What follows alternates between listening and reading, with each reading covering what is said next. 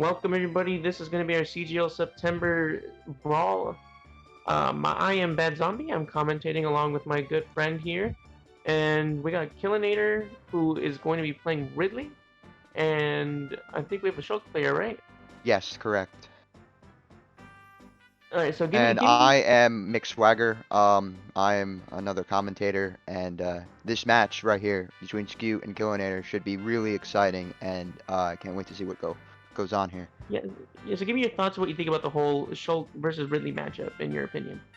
I feel that Shulk, clearly, I think it's clear at this point that Shulk beats Ridley here due to the fact that Shulk has so many options that can really devastate Ridley in a sense that Ridley can't just like attack at all. So it's definitely a Shulk advantage. And Skew, member of ANG Esports, number 9 on the NYU PR.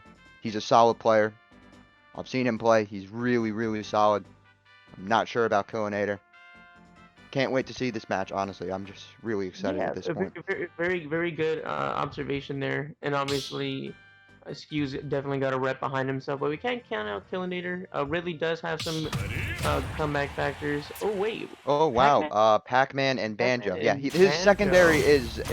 is actually Banjo, which is kind of, All right, well, let's we knew get that. into this one. This is Yep. definitely a matchup that I wasn't ready, like expecting, but not definitely complaining about. Mm-hmm. Well, Pac-Man is really interesting because of the hydrant and the fruits that Pac-Man pulls. But Yeah. he has to deal with Banjo's grenades, which could be an issue if you don't know how to fight that. Yeah, Because very good utility on both sides here. So depending on how well each player can utilize that to their advantages, then that's going to be a really good matchup to see. we're already starting with a lot of percent racked up already between both players, with Killinator maintaining a small lead over Skew here. Yeah, they're kind of just trading blows right now, which is going into the favor for now of Killinator, but it's definitely, very early right now. He's charged up a key, getting ready for There you go. power here. Good recovery high to mix up that Ooh. landing. Okay. Yeah, basically Skew's you bad DI. He DI'd actually out to that, which is Yeah. kind of weird. I did not expect that at all. So, and then this Pac-Man is just gonna try to keep this lead and try to extend it before Yeah, get he some of the gets extra credit loses a before stock. that stock eventually goes away. Ooh, very There good is forward. the forward air to finish that stock off. But 21% from Killinator. Good Pretty start good so job far on from him. Killinator. Yeah, Good start. very good job so far. So, but I think Skew is definitely still in this at the moment because it is Yeah, so both early, players are very in this so far. and really Banjo's grenades can really get him back into this match, and all the options that Banjo has can really get back into this match. But we see Killinator just going on the offensive with, Yeah, Killinator not really afraid to go up against the utility of Banjo here. but immediately 2 side Bs to get back in this game. Ooh, That's what side B can really do. Check by Killinator there. Yep. Ooh. Ooh, good forward But tilt he there really to knows how to jump. gimp. Oh, Wow, that might be. Oh, that's not gonna make it. that. Wow, he Yeah. couldn't get it in time. That's crazy. Very good ledge play there by Skew. Really, really incredible. I did not expect that at all to come in like that. That almost landed almost like perfectly to a T, like just the way that he wanted it to go. Oh, grabs him right in the middle of throwing the bell. Interesting. That was an interesting grab right there.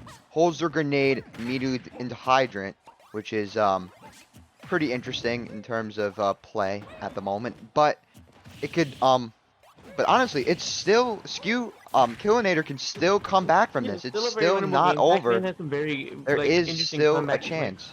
here. A lot of different Definitely ways still a to. chance. But he has to watch out for these Yeah, grenades. not if he gets getting ledge played there by Skew. Those grenades are gonna be killer to Killinator. 140%. He's got to play this very safe and very precise if he wants to come out of this one. Yeah, it's looking really rough for Killinator this game. Honestly, I don't see much of a way he comes back unless he has the miracle stock. But yeah, one basic grab will probably finish the game. Yeah. Honestly. There's the And back the back air. air will finish it. Nice. 2 stock coming in from Skew. Solid first game. Very solid first Really game for both strong. players.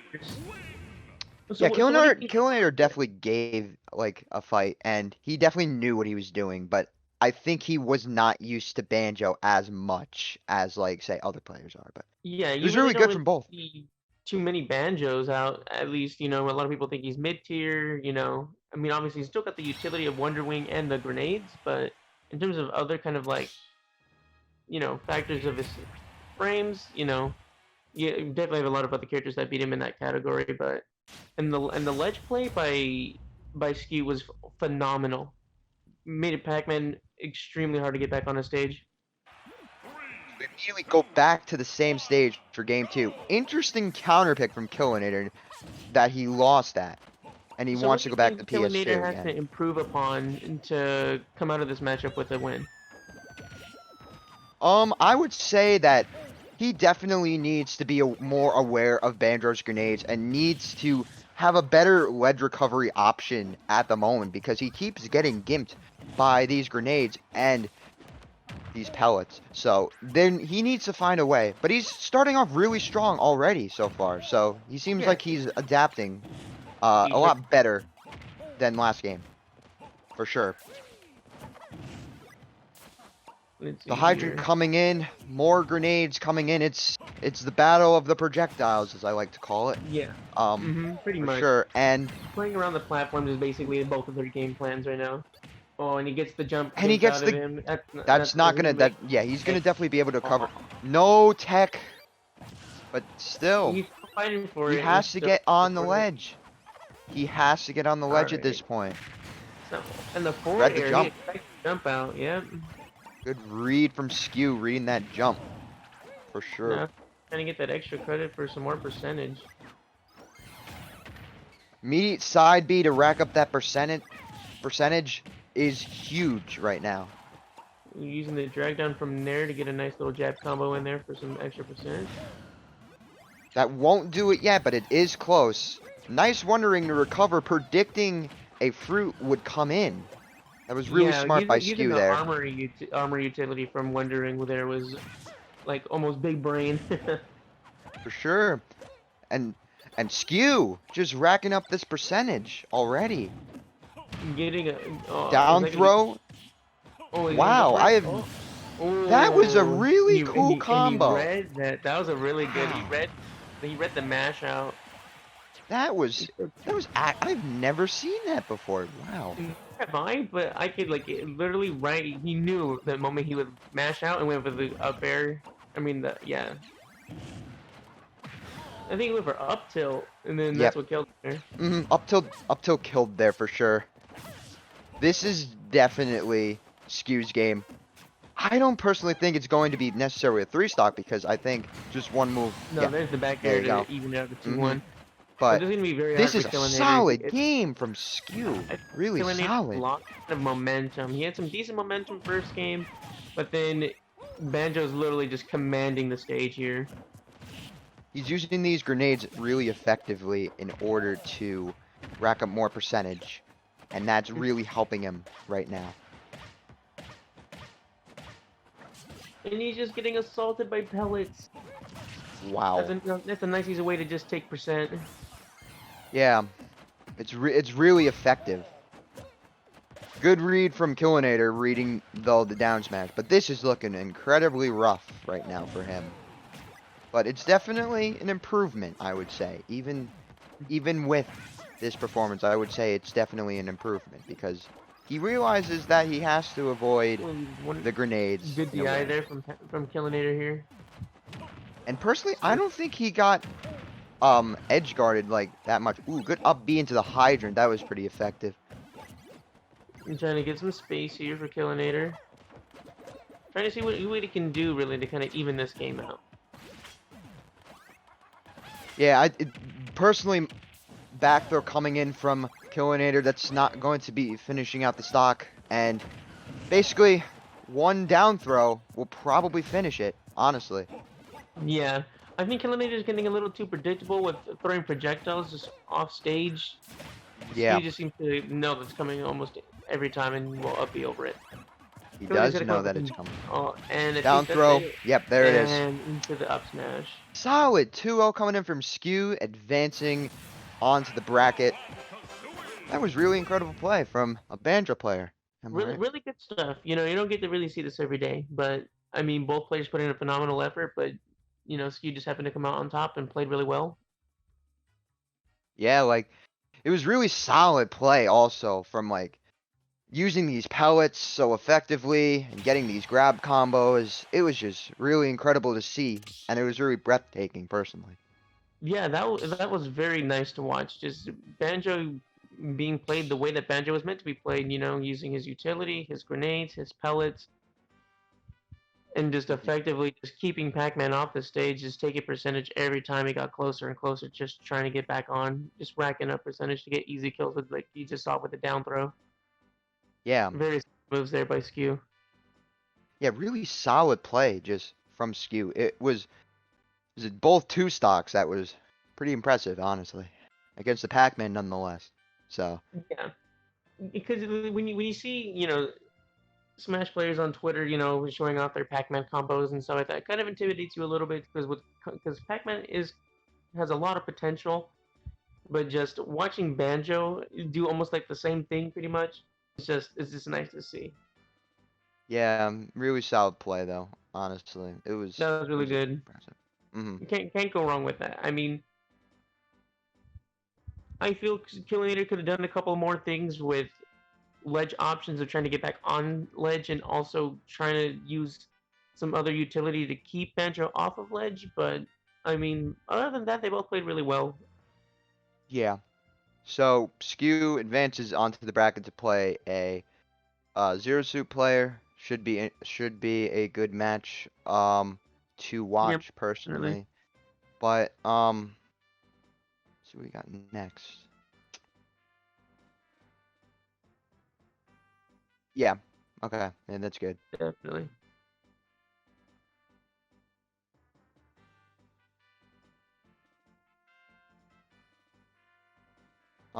Yeah, we'll be right back. It was yeah. We'll be right back with the next match.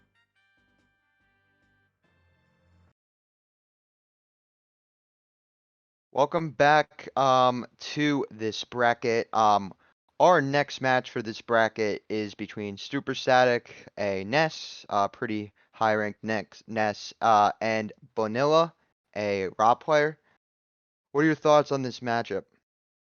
This matchup can really go either way. Over time, Ness went from being kind of mediocre to now being really, really impactful. With combos using, the PK Thunder and obviously the utility of PK Fire. And Ness is just extra damage and knockback on back throw. Plenty of damage and kill opportunities for Ness here. But you can't really count out Rob. Rob's obviously been an interesting character from the start.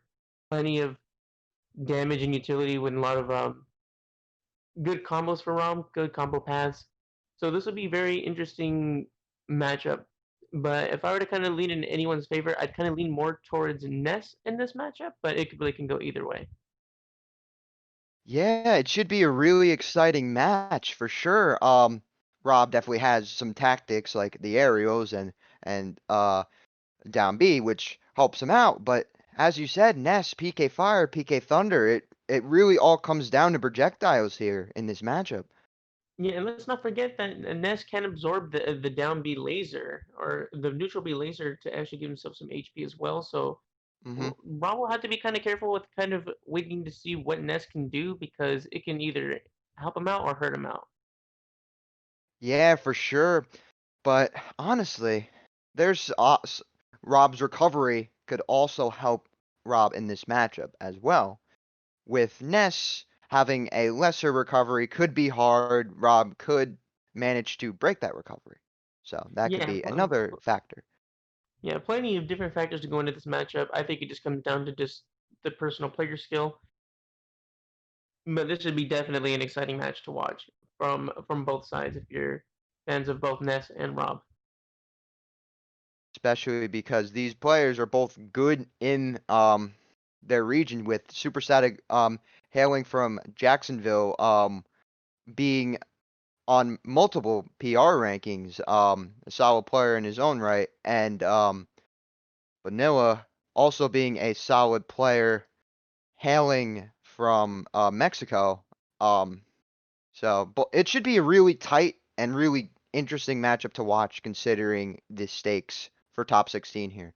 Yeah, most definitely. Most players are going to really play their hardest and try to make it to this top 16 bracket, which I'm excited to see. You know, players need to really go all out and show their worth, especially trying to get into top 16. And it kind of just gives a prelude to what's to come. All right, and it looks like the match is about to begin. We go with game one. Vanilla versus Super Static should be a good one, starting off on And we're playing a PS2 Pokemon. again. Yeah. That's like the third time tonight. Immediately, I could tell that these players are both very experienced with their characters, but Mm-hmm. Bonilla starting off really strong here. Yeah, starting off with a really commanding lead so far. You know, Super Static is just trying to at least get some form of just composure to just get on stage and get something done, but Bonilla here isn't afraid of the nest at all. Really, they just take on the aggressive and, you know, really just show that this is like his match to command. Solid, already solid start from Bonilla, racking up 93 percentage already. Nice. Ooh, and he reads the mash out. Wow. That was a very good read from Bonilla. Really knows the Rob really well, and is adapting well to the Nest PK Fire. But Static coming back with a little bit of his own, actually. Yeah, totally not out and done for yet. For sure. But projectiles like we already knew it was gonna be. Yeah, this is I would say a camping heavy matchup due to the fact that both these characters have projectiles, but Vanilla is definitely being pretty aggressive here. With the aerial utility and just power of Rob is just really putting this nest back really bad. The B reverses also are pretty. Ooh, nice spike! From Rob with the down wow, nice spike there from Bonilla to finish out that stock, and has now a commanding lead over Super Static. Really strong start from Bonilla. It really looks to know that Bonilla really knows the matchup with Ness, really knows what to look out for, and just to keep aggressive. Because if you let Ness keep command of the stage, you're really not gonna ever really get on and get a lot of damage done in. So he knows to just not be intimidated by the Ness pick and just to be as aggressive as he usually would be in any match. I would also say he's doing a good job predicting when the yo-yo is gonna come in, as that finally Super Static takes the stock over Bonilla. But it's still really hard to come back from, especially with the start that Bonilla personally had, coming out with all these projectiles and already having a really solid game here. And in the mash out read again.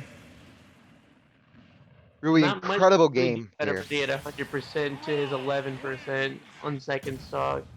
Really good commanding victory from Bonilla here. Really good matchup there.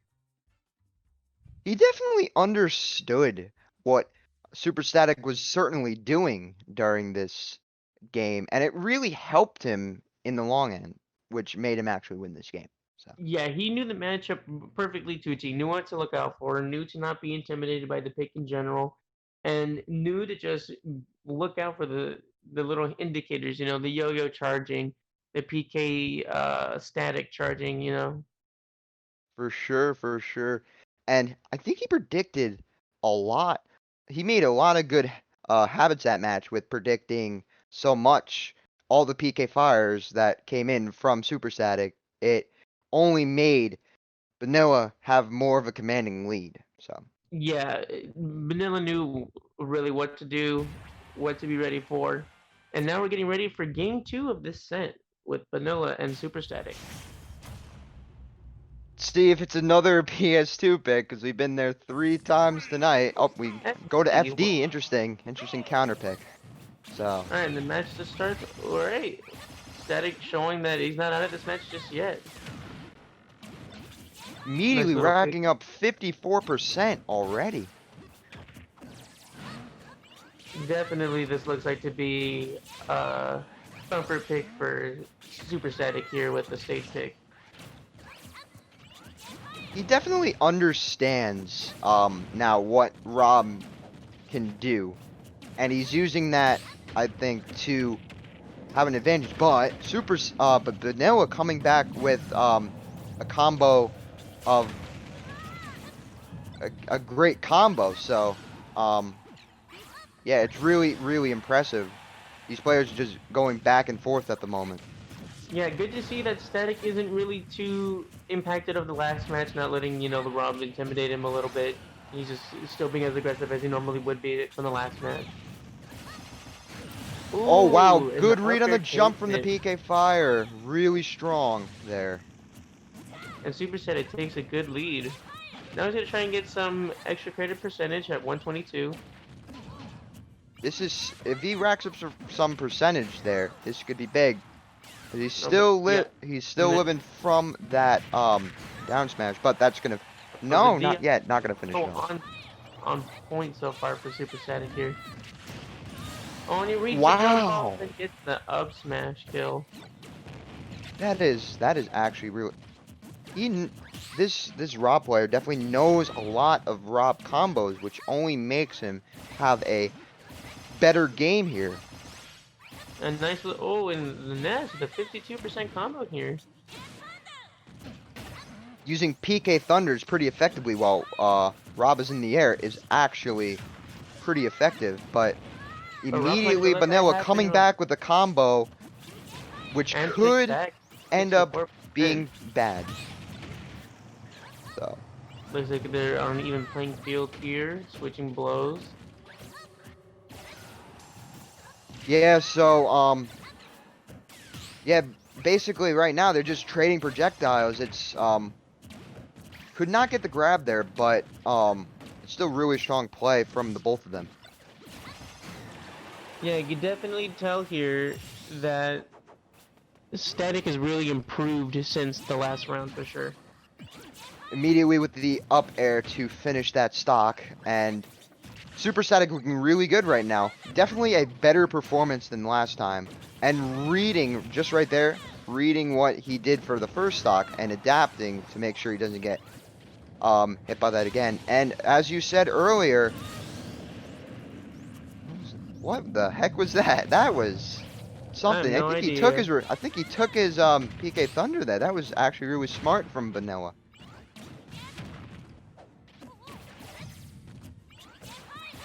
I think the match is still going strong here. Definitely, for sure. Rob coming out with all of these projectiles. This is a really tight game right now. It really can go to anyone at the moment. Yeah, it couldn't go either way so far. But Ness hitting those Ooh, up airs. don't get grabbed by Ness at these high percentages. That's gonna spell doom for you.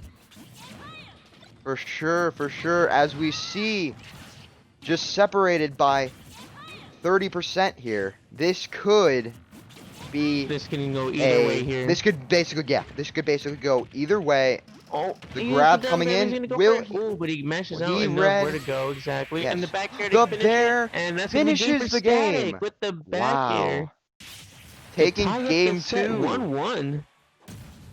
Yeah, that was a really strong game from Super Static there. Just adapted better, used the counterpick stage to his advantage, and made it so that he would take this game over Bonilla with a strong performance last stock, and it really helped him. And he might use this momentum to have a better game 3 because he wants to stay in winners. So you have to use that to continue to ride on this win to maybe Yeah, get a more win than here. definitely. So I'm just looking to see what stage Bonilla counterpicks to versus this Ness. It really could be a whole lot of stages, which could end up being bad for both players actually, because of the fact that Vanilla may not know Ness's best stages. It could be the opposite. Maybe he doesn't have experience, but it's game 3. We really This don't game is going know to be who's going very to win. important. Yes, I this would game agree is with going you to be on that. very important for, in order for either of these players to stay in winners or go back to losers to fight for top 16. This is a big match for top 16, and you will definitely have an advantage here if you win this match.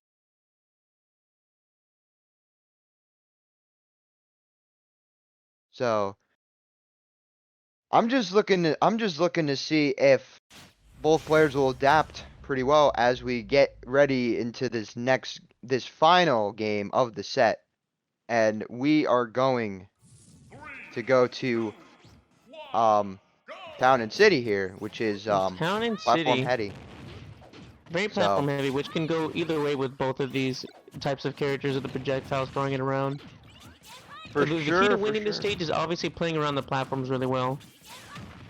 Yeah, it may be a little bit harder for Ness to pull off more of his combos due to the platforms being there, and Rob can just navigate these platforms pretty well.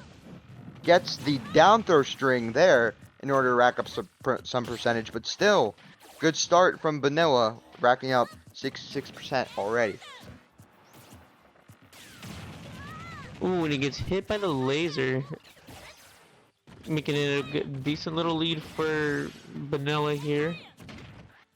For sure, and it's still pretty tight at the moment, with both players really using their character strengths in order to Ooh, very good spot rack dodge up there. some percentage points. So Yeah, more than definitely. Let's I'm see how just both these players play this out. Oh, the pulse hitting. PK Flash getting. I do not see a PK Flash much, but I'm surprised to hit there. I'm very surprised, but still lands nonetheless and keeps this game pretty even. Seems like both of these players are adapting to each other pretty well to keep it a close game. Of course.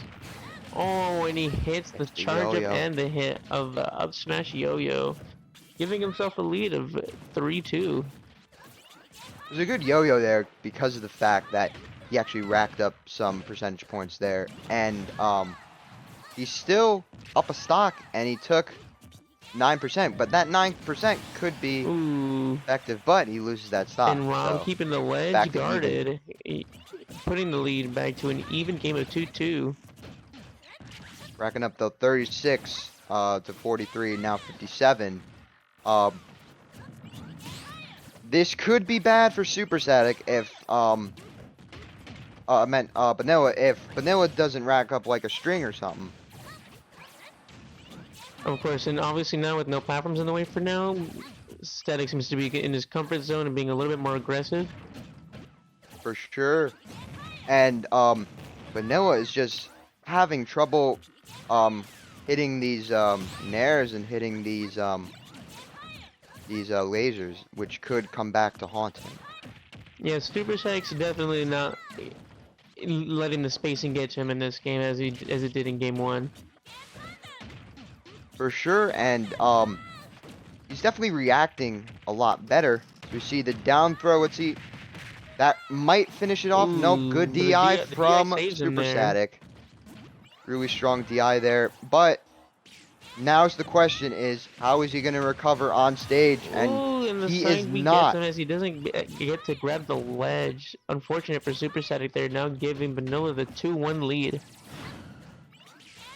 This is a really intense game, and even with that 100%, if Super Static does not get the kill here, this could end up being really bad for Super Static, as Bonilla right now is really on the offensive. Static needs to stop taking kind of the poke damage here and kind of just be on the aggressive, because if he gets too high of a percentage, it's only going to be almost unwinnable for Static to take it back. For sure, and racked him up to 103, but he takes the stock. The up smash is very doable. 103%. Gonna be very tricky for Ness to come back with this, but definitely not undoable. For sure, but he has to get back on stage somehow, and Bonilla is just reading his ledge get up options, which could end up haunting him and making Bonilla take this game 3. Ness trying to rack up some damage, trying to get at least him to back throw killable at this point. But he heals off of the laser, getting a good 20% off the heal. There's pretty strong heal there from Super Static, but it's really hard for Super Static to come back because he almost died from that. And that's the side B is gonna finish goes it. off with the aggressive off the stage at side B and gets the win. Solid play from Bonilla, advancing into top 16 as Super Static falls into the top 16 qualifier in losers. But really solid play from both of Bonilla them. saw the Ness lose his jump after being hit by the laser, that's when Bonilla started to get a little aggro and do the off the stage side B and secure that kill for him. Very good plays from both players here. Indeed. Both of the players really adapted well to each other, but Bonilla just used his just read Super Static's ledge get up options to make it so he will have a harder time recovering onto the stage and make it so he can get some of those strings that he was looking for. Yeah, definitely was racking up a lot of percent there off of just getting some poke damage off of just Ness trying to recover and getting Ness to a point where he could just kill off an option of down grab or side B and just really taking a commanding lead there and securing that win into top 16. Yep. Let's see, and we will be right back with the next matchup soon. Ike versus Banjo. Very good matchup here. 3, 2, 1. Alright, we're going to be playing on FD. So Ike has some very good gameplay, capabilities here and potential against the Banjo, but going up against Banjo's good start from RM8 already, coming in with these up Bs, but it's pretty tight at the moment. Really could go anybody's way. So yeah, so how do you feel the matchup goes for Ike and Banjo?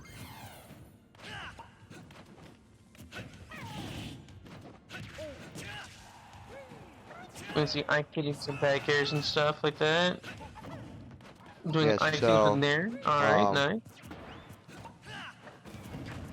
It's pretty close at the moment, like nothing really is going on at the moment, but Ike's still getting a lot of DPS off here.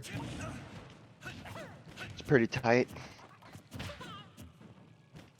Some action, but you know. Grenades and the Wonder Wing helping him out a lot. But yeah, more than definitely. I think I can really do well in this matchup, but it just has to do with the ranged utility and poke that Banjo does bring to the table here in this matchup. Yeah, caught him with the dash attack. Pretty effective there to taking that stock and racking up percent already. But of course, and immediately firing back, taking that stock. From Ike. Yeah, definitely.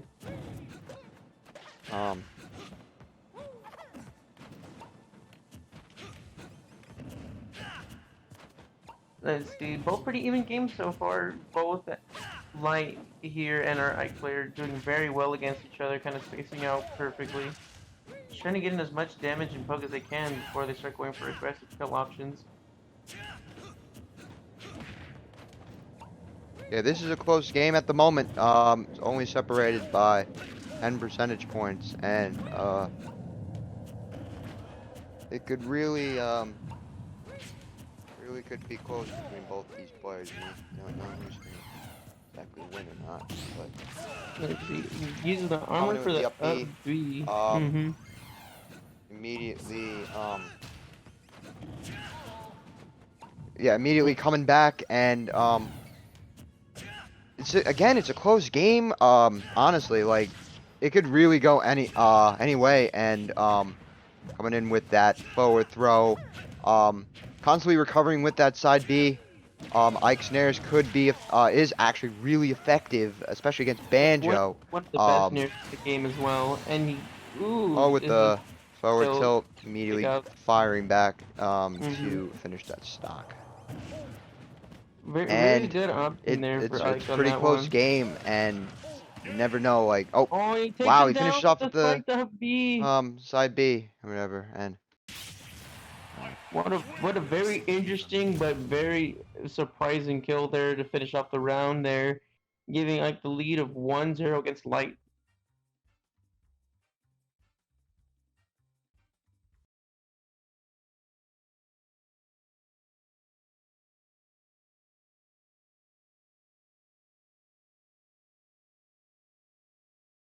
Wow, what a match. So I feel, at least for me personally, in that matchup, that Banjo's gonna have had a really hard time.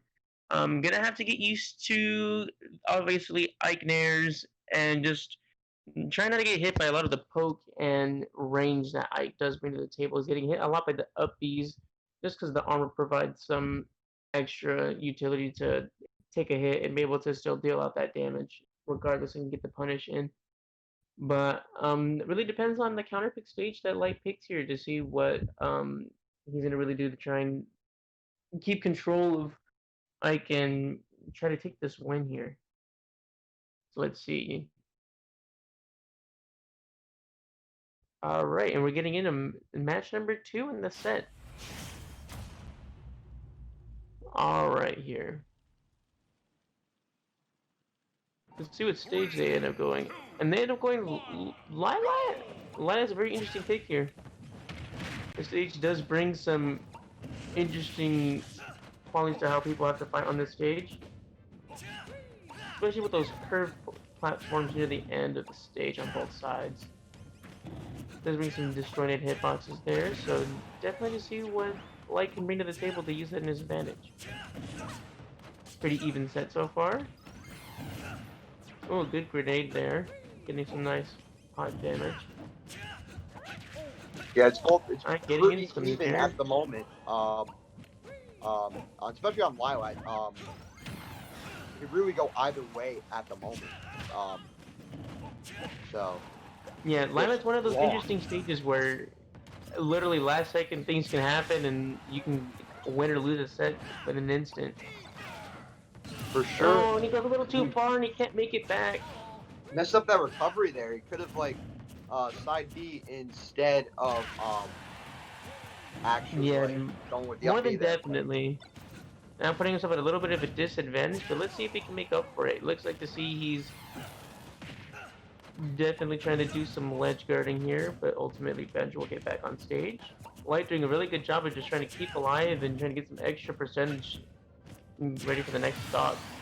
And Dash attack will finish it off there, as it is pretty close at the moment between both these players. It could go either way, and you really don't know what is going to happen, especially with Ike and fighting against Banjo. You really don't know what is going to happen throughout. Yeah, of course. Both have very interesting gameplay mechanics to where they could literally take a match within seconds, and before your eyes, bam, match is over. Ike hitting some nair and back air combos here. Yeah, it's only going to help him out here with these combos, because it will make it a lot easier, I would say, to maintain a lead. But right now, it is really close. The dash attack not going to finish it quite yet, but really close to. One more hit of that will take the stock away. Yeah. Both are really DIing really well, keeping them at a high percentage. Going for the up B, but ooh, no punish there. But the Wonderwing comes in, knocking Ike off stage. Immediately reading that edge guarding situation, but the Wondering not quite going to finish the stock. Really close to, though, but it's a very really close game. Really good DI there. Extremely good DI, yeah, well said. Gets the grab, goes for a back throw. Won't finish it yet, but an up air will certainly finish out the stock. And we're going to percentage levels that haven't been seen in the forward air from Light. Gets the kill there, giving Banjo a lead of 2-1. Now trying to get some extra percentage here, extra credit to see how far he can go into this next stock and how confidently. For sure, and honestly, I think that it could really go either way, because you have Ike's KO factor, especially on Lilat, is like pretty high actually. Yeah, very much so.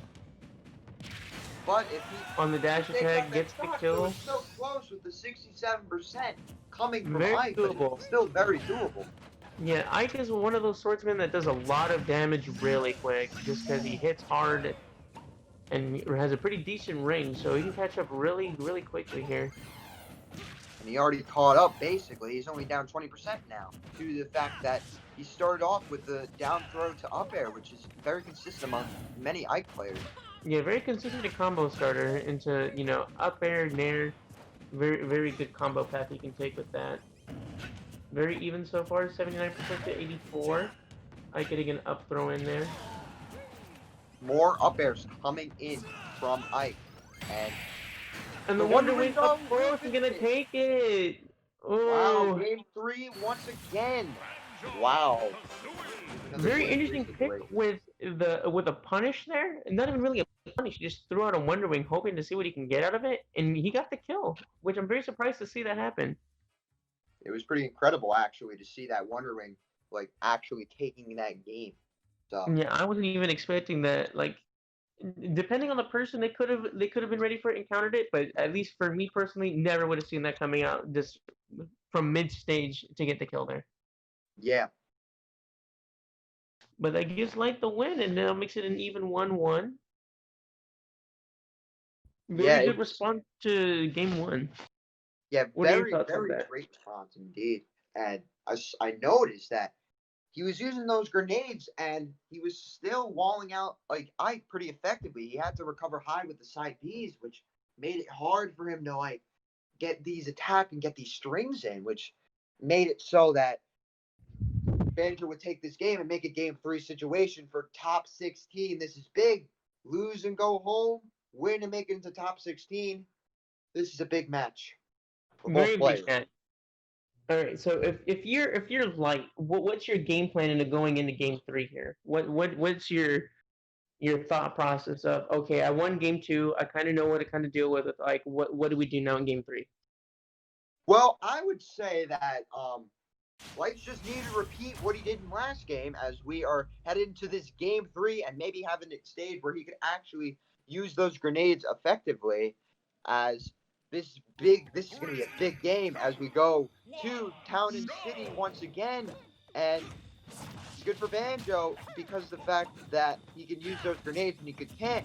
But Ike has the platform, which could actually be a problem for Banjo. Very, very much so. This is gonna be a very interesting game 3. A Wonder Wing hitting, giving Banjo a little bit of a percent lead here. Ike answering back with a nice combo, getting him up to 60%. Nice. Oh, he's hitting those up airs. Getting kind of dangerous. He really knows this stage well, and he's using those up airs. And he gets the dash attack. We'll finish the stock. Adderall really not giving Light much of a chance to get on the stage. Oh, but he hits the down smash, but the DI saves him there. Yes. Incredible DI coming in from Armate. And it's just gonna come down to who's more effective with combos and strings and grabs, because right now Armate is on a tear and he knows what he's doing, and he's definitely coming back after that game 2 loss, for sure. Yeah, very good comfort pick with stage, obviously. Being very, very aggro. And he hits the up air, and he gets the early kill, 122% with the 3-1 stock lead. That actually came from the grenade, by the way. That was actually predicted. Even better. Oh! Tries to go for his 50 kill. Tries to go for his 50 kill. Nice for it, but still a comfortable 2-1 lead for Armate here. Yeah, this is going to be... Whites needs to have the perfect stock in order to come back potentially from this deficit. And yeah, Light is getting hit by a lot of, the Ike normals. Aerials he's getting hit a lot of and getting comboed pretty easily, and, really not answering back to the damage here. And right now, it's looking like this is a wrap, because one more up air will actually finish the game, and it's not looking that good for Lights at the moment. So it's going to be tough for him to actually come back from this deficit, but still fine with Very, them very tough, wondering. especially for Banjo to get down on the forward Forward tilt tilt. and takes out Light in with a commanding two-stock lead. What a Armate response to game top two. 16. Very strong game from Armate. Going to be a solid player to watch out for in this top 16 bracket, and looking forward to Very seeing. good match from these players. Very good match. RMA just had the perfect response to game two. He didn't let game two phase him, and he literally just spaced out Banjo and took command of the stage pretty much. Yeah, it was really an effective game, and he definitely had the mentality of that game that he was like, yeah, I'm gonna do this, and I'm gonna have a stellar game, and that's exactly what happened. So Yeah, RMA took the stage and just said, Banjo, you're not gonna get on the stage. You're not gonna be able to do your ranged poke that is really put me at a disadvantage. And just didn't let didn't let up the whole time. so yeah, 100%. Yeah, very good matchup there, and we get to see Army advance through the bracket. Mm-hmm.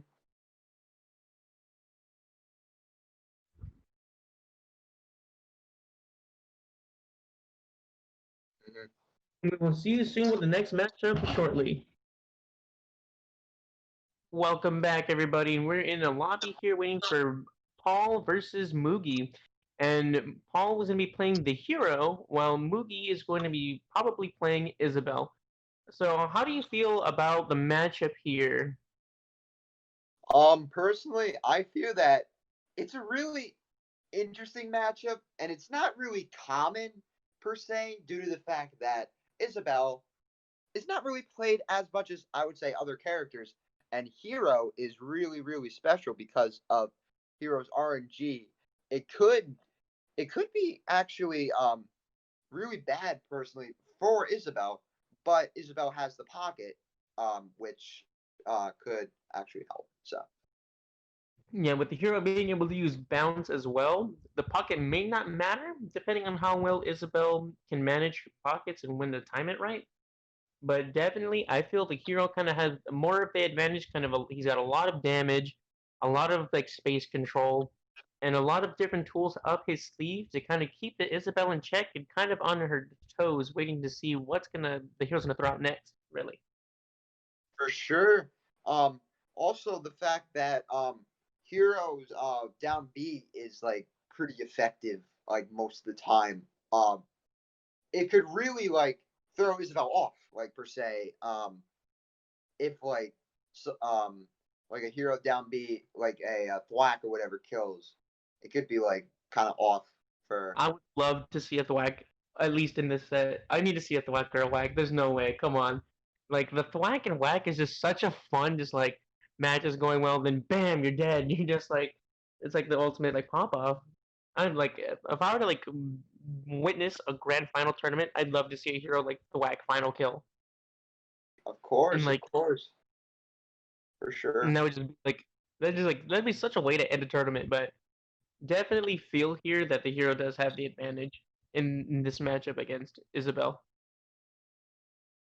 Yeah, it's definitely. I definitely agree with that. Like Hero just like has a lot of tactics that could make it like seem like it's good for it's a good like matchup or whatever. So I'm really looking forward to this match since this is probably the last match for top 16 that we will be commentating on this stream. So really excited and hopefully hoping to see um what goes on here. So in Yeah, just a couple of. I'm very excited to see this. I mean, I've seen Isabel players, and some Isabel players can really do some pretty interesting things. With the fishing hook, that command grab's really good, and just being able to really utilize her spacing, it can really kind of help her out in that way. We just For had to sure. see how that matchup goes. Yeah, honestly, I just can't wait to see what both these players do and which person deserves to be rightfully in top 16 here in CGL September Slam. So Very much. This has been a great tourney so far with really great players and different play styles, and it's very nice to see players from different corners of the globe here fighting as well. It really kind of brings in the closeness of the community here. for sure, and top 16, which will be pretty intense as well, has a lot of stacked talent, which will be pretty interesting to see. Actually, I'm looking forward to it. Okay, so quick question: since we're in the middle of waiting here, who do you feel would be a perfect character 7 for the next character to come out? I really don't know. It's hard to say. Personally, I want Rayman in the game. Sounds like a good fit as a character. But I know there's other people out there that are like, oh, Crash Bandicoot or other like anime characters that I don't really know about that much because I do not personally watch anime. So, um, just want maybe those two, and I don't. If it's somebody else, I wouldn't mind. Just someone that has a pretty unique game style. As we are getting into this game, we see a Rosa and a Byleth, which is not what both of us expected at all whatsoever. But it should be a very, very interesting matchup. Violet is such a unique character in terms of gameplay. A lot of range, a lot of poke, and a lot of actually good damage potential. But Rosalina and Luma have a lot of good setup with each other. If you can place the Luma really well, Rosalina and Luma are quite the force to be reckoned with here. For sure, as Rosalina Luma isn't really that common, I would say. And Rosalina Luma definitely has some abilities and attacks that make Rosalina and Luma very deadly to many players. And many people just don't know how to fight Rosalina and Luma. So I'm hoping that Mugi has a way of actually fighting Paul's Rosa. I mean, look at it this way. Everyone knows DeBuzz, the pro player. He plays Rosalina and Luma. If you can set up like that perfectly well, like DeBuzz can, Rosalina and Luma are literally almost a force to, like, you can't even get on a stage. You get trapped in, like, almost infinite combos. Luma's gonna spike you if you try to get back on stage or gimp you. And there's just a lot of damage potential here. Mm-hmm. Especially also with that down air on the ledge. That could be extremely deadly. And the forward smash. And Rosalina gets the early 3-2 lead with a pretty commanding 76% on her first stock. Good combos from Beast Mode Paul here. Really strong start just altogether. But that side B from Violet. If you want to beat Luma, I would suggest using that, because that for sure gets a lot of damage on Luma, which makes it so Luma will be gone for a period of time. Yeah, when they did the change to Luma with getting knocked out a little bit easier, kind of helped out with countering them, but they spawn. I think they spawn a little faster than they used to. So, I mean, getting rid of Luma obviously is going to really help with the Rosalina matchup. You just can't, as Violet, you can't just be throwing out moves off of like finish animations, because you're gonna get predictable and then you're gonna get punished really, really like awfully off that. Yeah, and just now Rosalina missing that recovery. I was really surprised by that, because it could have been angled slightly different. Oh, and the spike immediately coming in from Beast Mode. What an answer back. See, I was talking about that downer. That is really effective, and Rosalina players use that a lot in order to get spikes, because it is a really, really good spike. Yeah, really powerful spike. The thing is, the way the animation looks, it doesn't look as powerful as it is, and that probably sets players off a little bit. But then they get hit by it, and they'll learn. They'll learn for sure how powerful that move really is. For sure, and right now, Beast Mode Paul has a pretty commanding lead, but Mugi is actually firing back, and another missed recovery from Paul. You can't let that happen. That's unfortunate. It's really anybody's game now because of that missed recovery. and that's what happens really. You can't miss those clutch recoveries, and then that happens, and now Mugi here's got a nice decent chance of actually winning this. Because the jab, Rose's jab is actually really effective. It racks up a lot of percent.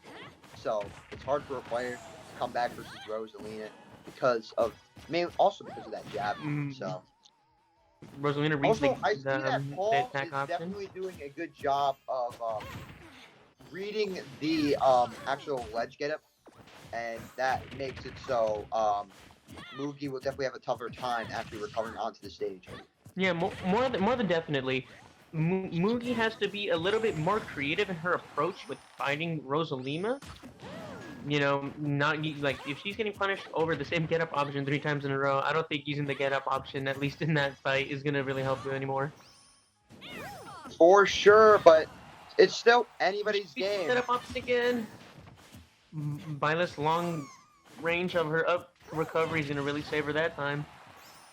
Really good forward smash there, getting some percent, and it's still very much possible because of rage for Violet to actually come back and take this game, but it is pretty hard, I would say. Yeah, but Violet is someone that can just take a match just by the tip, or the side smash, the tip hit that can practically kill at this percentage, especially against Rosalina and Luma. For sure, but the back air will is gonna finish the take game. and Mugi is gonna be sent off stage and giving all the 1-0 lead here. Solid game though from Paul, because of the fact that he used Rose in such an effective way to make it so you'd end up taking the game. And yeah, even with some very visible mistakes, Paul just ended up taking the win anyway. yeah, like even with 2 missed recoveries, he's still a solid Rosalina player. I would say if he were to work on the recoveries a little bit, I would say he would take this next game pretty well, because of the fact that he Well, more than had such likely, demanding yeah. needs. He would have had, especially at least an extra stock. You know what I mean? For So it sure, wouldn't because it, it wouldn't it wouldn't have had to be as close as it was, but regardless, Paul pulled through, got the win, and Mookie's not out of this yet. We'll have to see how this next matchup goes. If any character switches are going to be coming in. there's definitely still like a big chance here that Mookie could definitely come back and take this game, but And they're back with it's highly unlikely. the As we same go matchup. into um game number 2, same characters. See how he And we're going to adapts on Battlefield. See how he adapts on Battlefield for sure. Very interesting stage pick. Both can really utilize platform as well, and you'll just have to see how they both played out. For sure, and immediately racking up 30% from Paul already, and that could be a problem for Mookie if Mookie doesn't start a combo of Violet, which could actually bring him back. So The thing with Violet is you can't just be throwing, side B from the mid screen and hopefully try to hit the guy on the platform. You're just gonna be caught out from punish just because the frames are negative on that move per se. So Rosalina's always gonna get the catch on that. So I think Moogie's got to be a little bit, more creative with using more of the moveset besides Nair and air bar with the side B, and it could probably definitely take this. for sure, but Mookie right now still hanging on to this stock even at 88%, but missing the side B could actually end up being bad, as Rosalina hits 2 up airs immediately and then comes to a jab. Let's see, Violet's able to really make it on stage pretty safely. Tether grabs for recoveries are really good in this game. Especially, yeah, because it brings you a guaranteed nice punish recovery. Yes, nice side B there. I see a lot of Violet players doing that, and it's really effective on racking up the 100%. But the up airs from Rosalina, and the jab. And the jab combo kill at 150. Wow. Yeah. Jab actually takes it.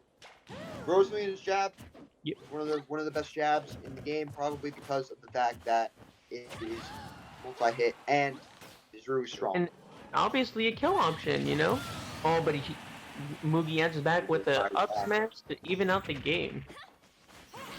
Yeah, he immediately fired back, and right now it's basically even in terms of percentage, and it could really go either way. Let's see, they're trading blow for blow practically at this point, but Rosalina hitting some up airs and not letting Violet touch the ground. Yeah, all despite Oh, the down air! Oh, gonna confirm Mugi's not gonna get back on the stage. Yeah, they can't go that far, Violet. Alright. ended up being pretty bad actually for Violet here because of how powerful that downer really is. So. You But know, it's I'm still not really definitely seeing doable. Mugi use really the up B recovery like aggressively here. It can pull down and get you a free like some free hits there. Mugi's not really utilizing a lot of Violet's hit here. Yeah, I would say so because of the fact that Rosalina is just taking advantage of Mugi's mishap. So.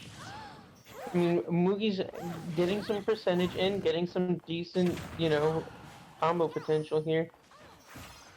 An up smash from Paul, really looking solid at the moment, and it's gonna be hard from. Ooh, the arrow almost hitting, but the side smash comes in. Rosalina could definitely make that though. Because of her recovery of how actually good it really is. Yeah, you get a lot of like horizontal like height, basically with the Rosalina up recovery. And the sure, and the jab and the get up option is red, and the jab combo kills at 130. Rosalina taking it again. And Paul getting a 2-0 victory over Mugi. Moving on to top 16, where he will face LRA Start. So if you're Mugi, how would you have approached game 2?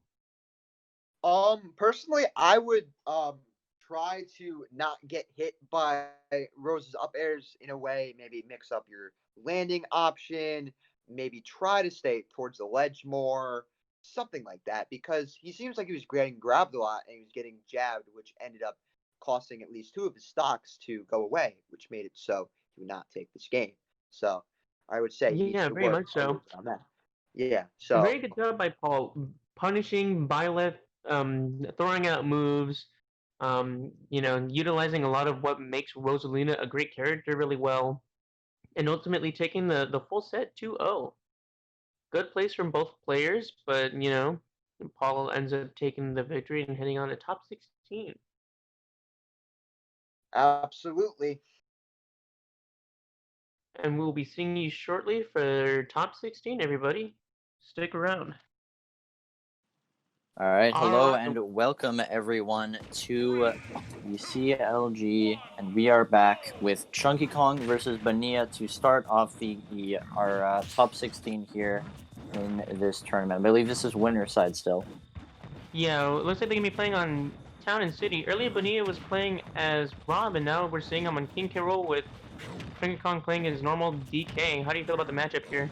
I think in terms of this matchup, I think actually, it's hard to say because both of these heavies can mess each other up with just super high damage. So it sounds like it would be pretty even, which, you know, is something that you would expect for the two main guys who do it off in their series. Between K. Rool and Donkey Kong. Absolutely, but right now it seems that Bonilla's switch from Rob is actually benefiting him a lot. He has a pretty decent lead against Chunky Kong in this first game, but then again, both of these characters are nearing their kill percents, so it could go either way.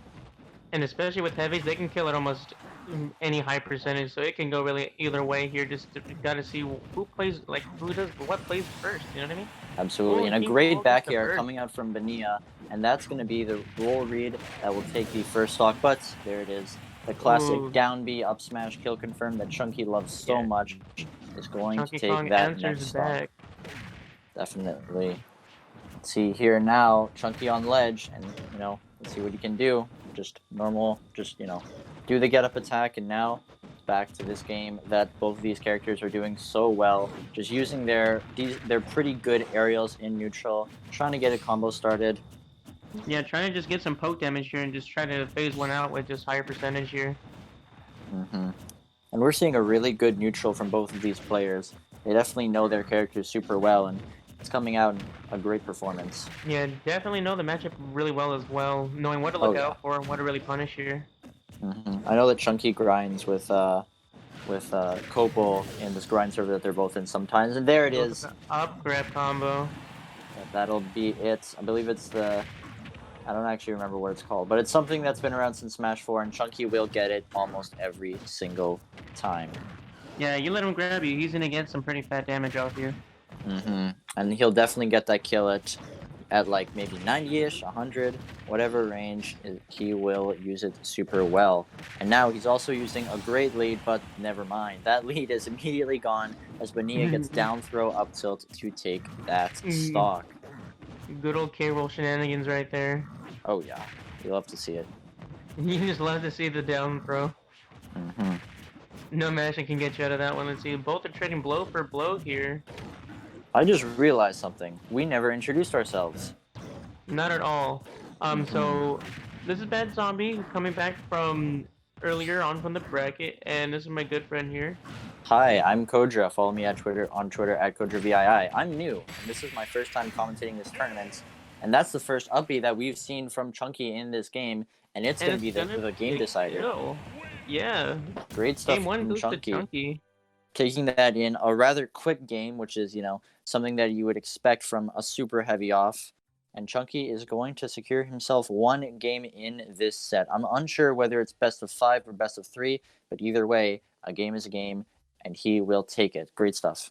Great stuff from both players. So if you're Bonilla here, what's your game plan for game 2? Do you switch off to Rob and try to outrange the DK, or do you stay with K-Rool and try to switch up your play style to try and counter the DK?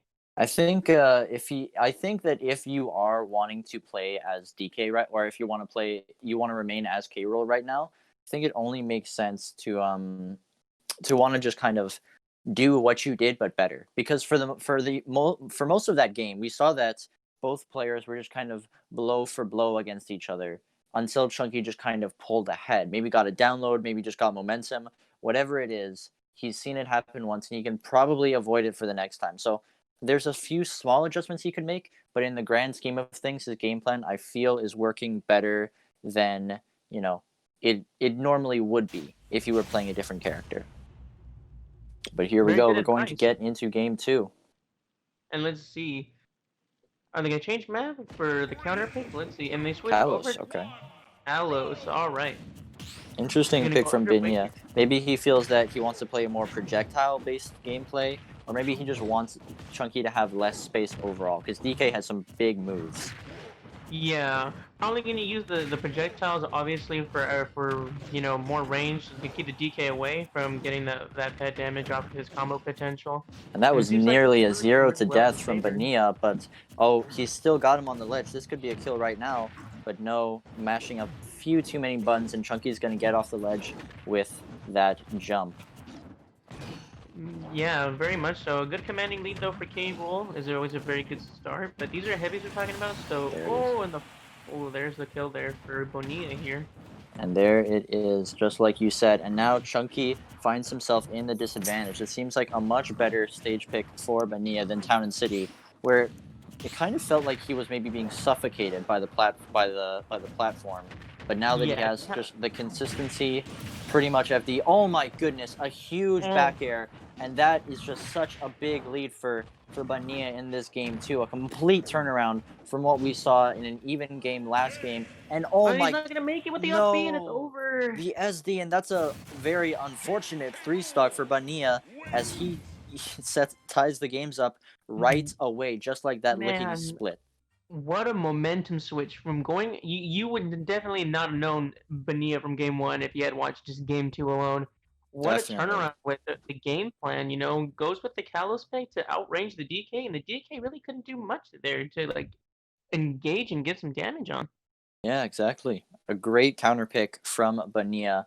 which will serve him well. Let's see what Chunky can do in terms of stage and in terms of gameplay. Because if you're Chunky, then you just kind of got overwhelmed there. But Nia just picked up and read each one of your habits and was ready for everything that he was throwing at you. So what are you going to do now? My opinion maybe is he's gonna probably pick a smaller stage so that his engagement can be a little bit easier.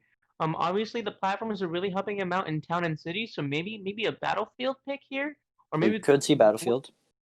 or if that we'll just have to see. Maybe we'll just have to find out. And we're going back into game 3 here. Oh my goodness, he switched to the green DK. What Oh does this no! mean, Chunky? Oh, Oh, Lilat. Okay, it this means we're yeah. going to Lilat. That's what it I means. think this is a good pick from Chunky because again, he can still do that same suffocating game plan that worked for him in the very first game, but now he does it in a more janky way with Lilat, but it doesn't seem to be working all that much as Bonilla is just pushing Chunky to its limit, conditioning, reading everything that he's doing right now, and he's going to take that 113 almost completely unanswered for right away. Definitely. You can't let K-Roll control the stage in the map like this because then you lose your momentum and K-Roll literally just owns the stage and says, yeah, you're going to stay off the stage. Don't come back. Definitely. And that armor, that F-tilt armor, man, Bonilla is just so far ahead of Chunky right now. What can Chunky do to answer back? And there it is at forward air, man. And that's going to take Chunky down to 2 stocks and Bonilla getting a huge lead, only at 37% on his first stock. Chunky is going to need something truly magical if he's going to bring this back, even just to even. See what I did there? Even to even, haha. Yeah. Very good Pretty one. funny. But anyway, so Chunky getting that up smash, not going to kill though, but now he's got up air situation. And as we know, Donkey Kong up air is a very, very good move. Very good high launch back and damage. Oh, and he's gonna get that, but the DI is gonna serve him well here for Nia here. So there it is, that back air, and that's going to take that stock. 2 stocks apiece, but Chunky at 45 against an invincible K-Rool. And as we see, he's just Bonilla is just making good use of it, stacking that 44 to 101. Yeah, very good here. Bonilla is literally just out DPSing and outranging the DK and giving the DK little to no options here with answering back damage-wise. So there it is, that nair to dash attack, probably a true combo. Not gonna kill just yet, but now Chunky has to find something big, and this could be big if he gets the Congo punch right here. He's timing a little it too though. early on the go there.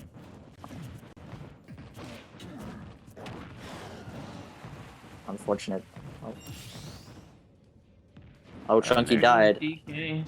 I'm not to be honest entirely sure with you how he died. So we had a bit of a delay issue on our end, but either way, now Chunky kind of magical brought it back keeps it within a almost winnable even. range here, but there's only a 29% deficit. And with heavies, percent means nothing. You can get them to 100 in like 7 hits, like realistically and they can 7 do the hits. same in 2. Exactly. So let's see if Chunky can get those 1-2s, and if he can bring this back to a complete even, and maybe even to a complete win, because he needs something magical. But oh my goodness, the wave line up there. Is he gonna get it? Oh, almost. Getting close to armor. Enough.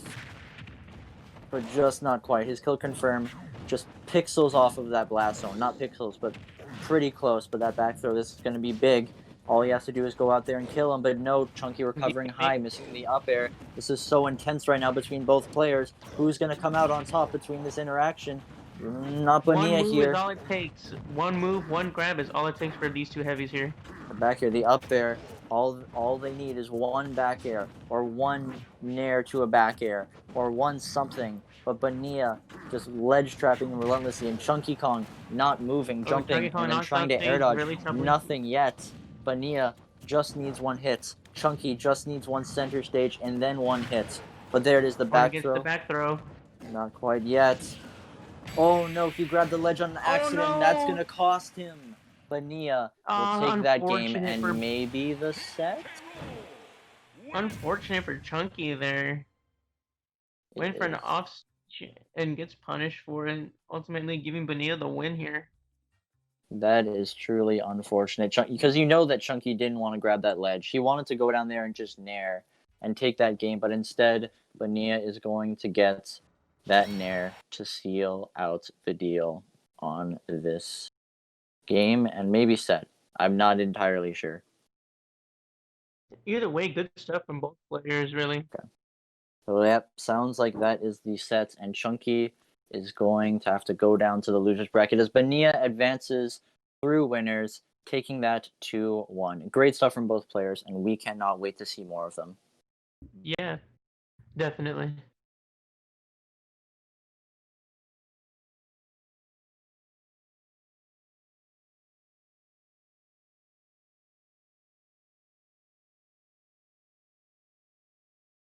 All right, so now while we're waiting on this next set, we're going to go to a small intermission here, not too long. But for now, we are going to be right back here. So don't go anywhere. Get some popcorn, use the bathroom whenever you need to do. We'll be back with even more action. Stay tuned to in get just a ready little for bit. an even greater top 16, everybody. Absolutely. See you guys in a sec. All right. Hello, everyone. Welcome back to CGL. And we are about to get a pretty good match here. We're going to get Ribbon, who is a very well-known Wi-Fi Pac-Man, versus Bonilla, who we just saw on the K-Rool with the sticks. And I'm very excited for this matchup. Very much so. Pac-Man versus K-Rool or Rob is going to be definitely a matchup to watch. Oh, A yeah. lot of good interactions, and obviously the playstyles from both players are very, very specific, but very, very good in their own aspect. Definitely.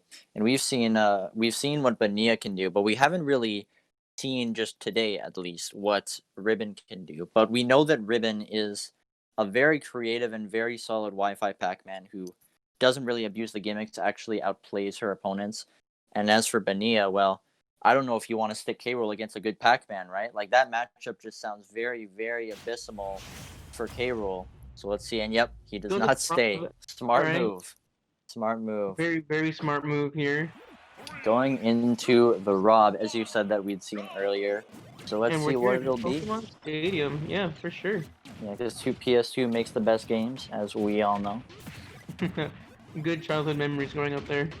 Oh yeah, you know, one day you're just like, you wake up one day, no school, it's a Saturday morning, PS2 right away. You're like, bam, Ratchet and Clank, let's play, or God of War even. Yeah, God of War 2. You got God of War, you got Ratchet and Clank. Some even have Spyro, and then you also got PS2.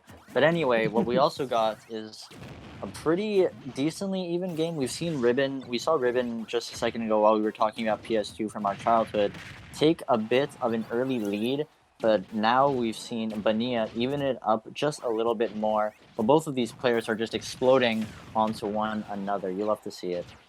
Man, the precise aim of the Rob Laser is really putting in a lot of damage and work here for Bonilla here. Oh yeah, definitely. Hit both the Hydra and Pac-Man at the same time is some big brain aim right there. And there's that down smash. That's going to be the very first stock. And now Ribbon finds herself on the defensive end because she was the one who opened it up really early on, but then wasn't able to really pull ahead with that lead and turn it into a kill. So let's see if she can do that now with Bell, with F Smash, or with one of Pac-Man's many other kill options. Yeah, definitely, but you don't want to take too much damage on the way to take out the Rob because you don't want to put yourself at much more of a disadvantage than you already are, but it's very definitely doable here for Pac-Man here. There it is, with that the F side Smash. It evens it out to 2 even for both players. And now 20% only on Ribbon. Not bad by any means of the imagination. No, there's still a lot of potential here for both players to do real well. Ribbon with a nice comeback Yep, and there- hitting the and key, it's almost pretty much catching it up even to at this percentage point. in one hit. Yep, that's key. Ribbon knew that she needed that to just even it up and did it. Probably could have gotten the what's it called, the little flying thing that Pac-Man has that does all just the crazy combos with forward air and whatnot, but instead opted to go for that. But oh my goodness, Ribbon showing that she can combo with any of Pac-Man's fruit, getting like what, 60% off of an apple? An apple a day is not going to keep Ribbon away, that's for sure. Definitely, that was good. That was really good. But yeah, No, I didn't even. I thought Pac-Man's combo potential was like only in that one, in the one fruit. As But we no, see, Ribbon it could- proving me wrong. Ribbon showing that any fruit that she gets, she will make use out of it for sure. At any percent, apparently. Great stuff. Trying to go for a pretty cheeky grab there. Not getting it though. Bonilla still trying to get some damage in to get Pac-Man into some kill percentage here.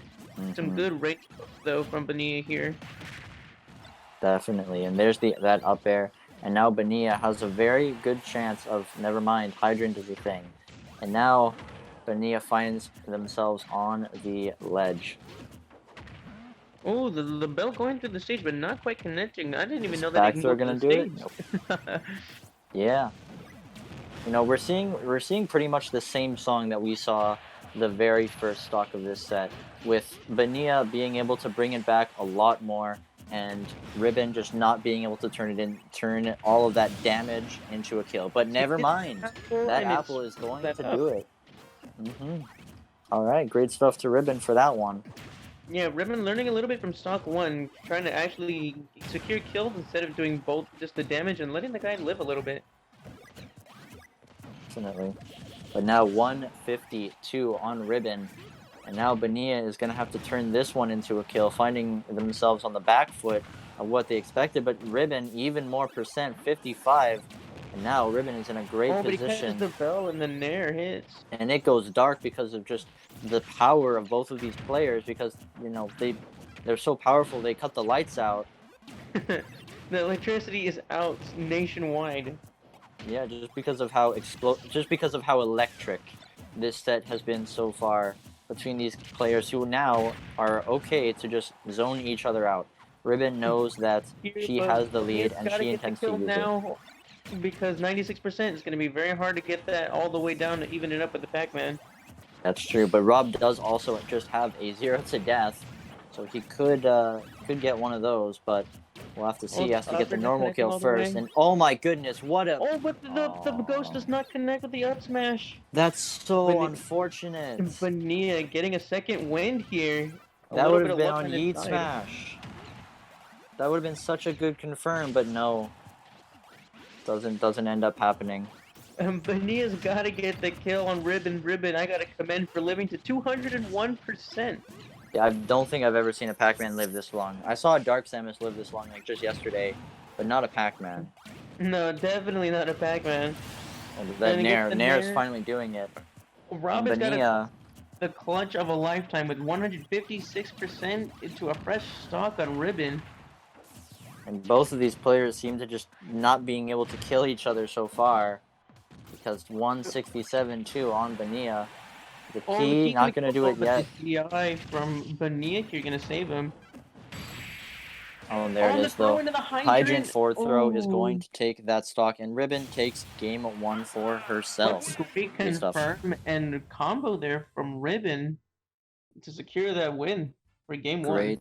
Great stuff. And now we go to game 2 on Bonilla's counter pick. What do you think Bonilla is going to want stage-wise to combat Ribbon's gameplay right now? Well, probably a stage not with too much ledge play. The ledge play with Pac-Man is almost phenomenal, with getting to throw a lot of projectiles through the platforms and able to connect stuff that you wouldn't even think would connect. So I would suggest maybe it could really go either way. Depends. You can go with FD, but then the range from just the flat horizontal is going to be so hard for both of them. It just really depends on what Bonilla feels going to be the perfect feel for him. But what do you think would be the nice map to pick in this matchup to try and I think a good match to pick would maybe be Smashville, honestly, because Media was making great utilization of the different platforms and obviously lived a very, very long time. So maybe if Bonilla can, and this goes both ways, if Bonilla can land another kill move besides Nair at like 200+% with maybe a back air to limit more options, then I think generally it would go way better for them. So if you're Bonilla, what's your game plan in countering the Pac-Man? Apparently it's King K rule. Let's see how this goes right now, because this matchup sounds abysmal. Sorry? No, I said maybe the reflect may help him a little bit, but being a heavy against quite the fighter as Pac-Man, you're probably gonna take a lot more hits more often. Yeah, and here it is, an early combo.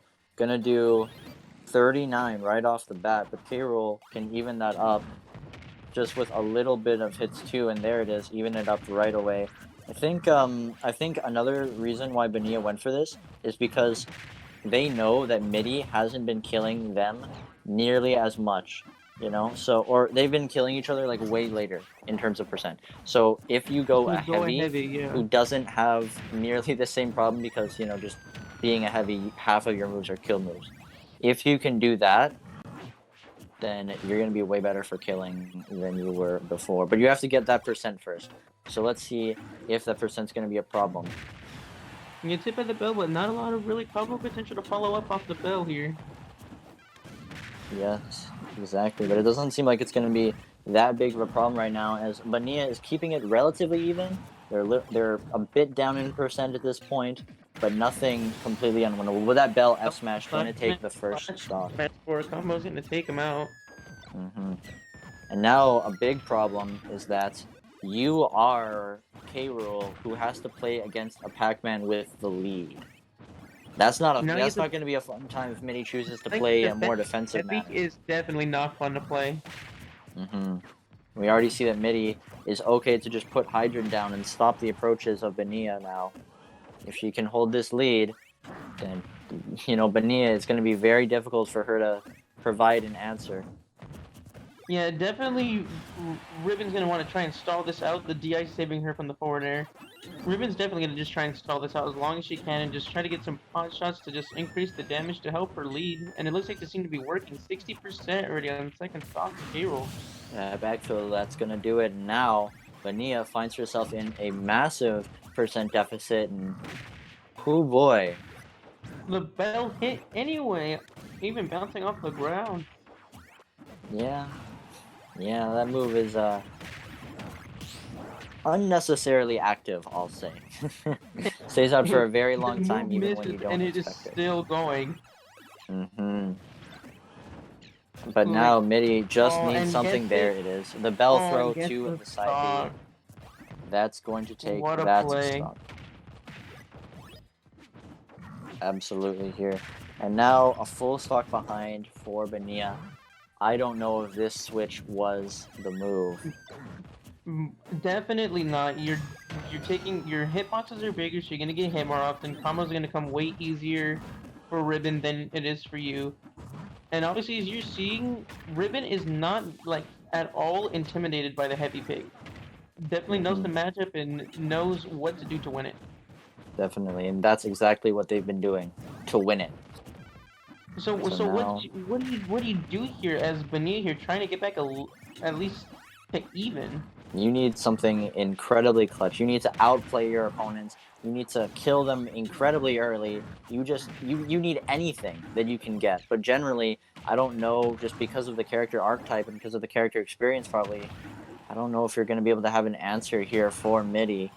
Or whether she's just going to go through answerless. Because third hydrant in a row. Can we make it 4 hydrants? Doesn't look like we're going to get that 4th hydrant. But instead, what we might get is a back throw kill. Not quite. The DI saves him. Now that damage hydrant and the jab. It still looks like a win for Ribbon, but don't count out K-Rool. Okay. Gets even there it is, the kill confirmed. 154 on King K-Rool. You need something out of this world if you're gonna take this set. You need to not be damaged and to outplay this Pac-Man to win. Or to cheese the Pac-Man. That can also work. Cheese the Pac-Man. There you go. That's also definitely anything. Living, breathing anything. Oh, it gets hit by the bell, and then the forward air.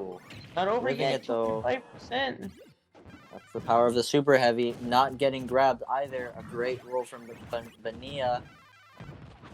It's going to be very difficult. 2% is not enough to kill. 217 right now, and now we're seeing the super heavy not dying mode. The hydrant hitting Ribbon in response, keeping him alive a little longer. So I think that's going to do it though. 240, and that's going to be it. All right, Ribbon takes the set 2-0 to move on to deeper into the bracket. Great stuff from Ribbon to take that set. But Bonilla, of course, fought back a decent amount, even if the K-roll pick just really didn't work out. Still put on a pretty good effort. Yeah, very valiant effort from Bonilla, but Ribbon, knowing the matchup, knowing what to do to keep K-Roll in check, and not letting K-Roll get away with his usual shenanigans, wins Ribbon the match. Absolutely, you love to see it. Love to see it.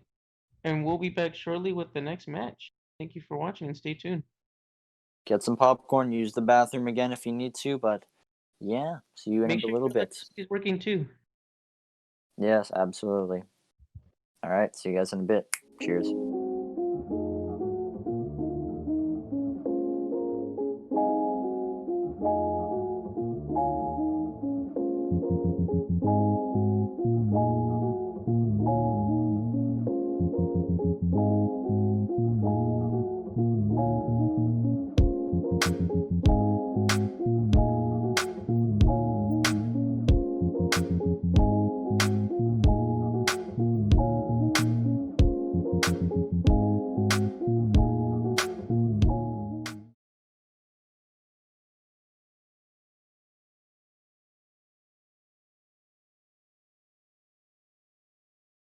Oh, we're going? We're back on? Okay, wait. Oh, I guess we never left. Hi, guys. I'm Kodra, and we're back.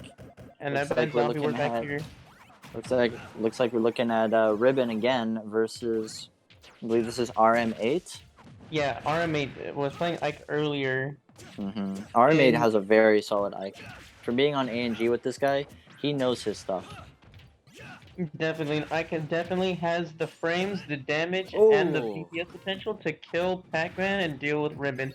But That was Pac-Man does nearly the a same great thing. F smash, but no, not quite. And another thing that we hadn't mentioned is we are currently on Battlefield, and Battlefield is a pretty good stage for Ike because you just get these Nair extensions, right? So those early Nair extensions, and then the up air to Shark is going to help RM8 a lot, but not nearly as much as that Dash dash attack. attack to take the very first stock. Very, very good. Oh, the swordsman, but Ribbon answering back with the forward smash and making it an even game at 2 stocks apiece. Man, what a counter to take immediately 71%. Actually, not for him. He didn't get that off the counter. He took that because he countered. And now this F smash, and now Ribbon is ready to just hawk this what's it called? The hydrant at him. Doesn't get it though, RM8 being a good shield. But now Ike is going to need those bread and butter nairs that we know him so well for if he's going to even this back up, because Ribbon just has a huge lead out of like what, 3 neutral wins? Pac-Man and her are insane. Definitely, the synergy between the two are very, very much apparent. Ike definitely has to not throw counters expecting hits, and get punished. The punish there from Ribbon was phenomenal. 71% of just one move punish. Exactly, and here we go now. Ribbon up 1 stock. And now it's going to be a little bit rough here for RM8 to close this out. But Ike can kill pretty early with Nair up B and Nair up air. And I don't think Nair up B will work at this percent. Definitely won't now, but let's see. Let's see if Ribbon Ike can get definitely anything. can get kills here pretty early. The power of Ike is really underestimated. But it's looking like we are definitely outside of that kill range, but seems like RM8's still going for the Nairs. And now both players kind of playing footsies. Platforms, trying to dodge the Nairs and up Bs that Ike is throwing here. Back throw, and this could be a big ledge trap for Midi. Oh, great super armor usage though. A great up B from RM8 is gonna save his whole life. Actually, maybe not his life, but ooh. And that's something that we actually we saw RM8 go for a second ago on the other stock. We didn't really get it. That 2 frame with the down air. 91% to a fresh stock on Ribbon. Definitely doable for Ike here, but you gotta watch out for a lot of the Pac-Man gimmicks. And 122. Yeah, like you said, this is doable, but that doesn't mean that you can always do it. Definitely. Let's see. Watching Armin's game plan gets hit by the bell and back aired. but makes it back. Oh, that might And the nope, not utility of that quite. bell is deadly. Oh, and that up smash, that's gonna do it. Not gonna fall out of that one. Goes Ribbon with a Ribbon. great punish on that counter that we saw. The second stock uses that lead immaculately to pull ahead just completely to take that game against RM8. Great stuff, and that's game one. Game 1 going to Ribbon. So utilizing Ike, what stage do you counterpick against the ominous presence and damage of Pac-Man, of Ribbon's Pac-Man? I think you want something with platforms because it's a lot harder to use those fruit on the platform. So if Ribbon can utilize that, it'll be way easier. Definitely, definitely. So they're going to be counterpicking here.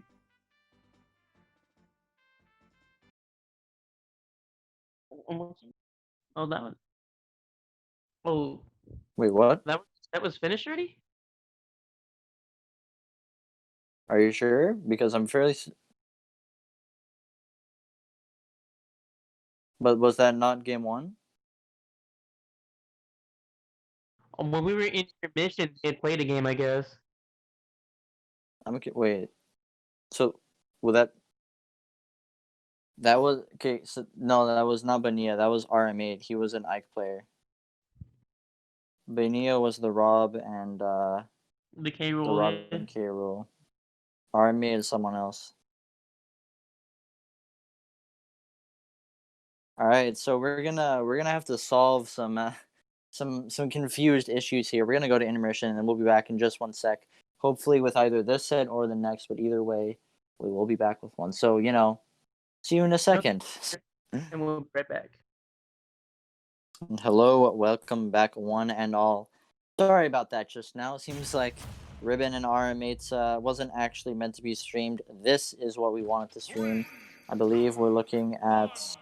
What is it here?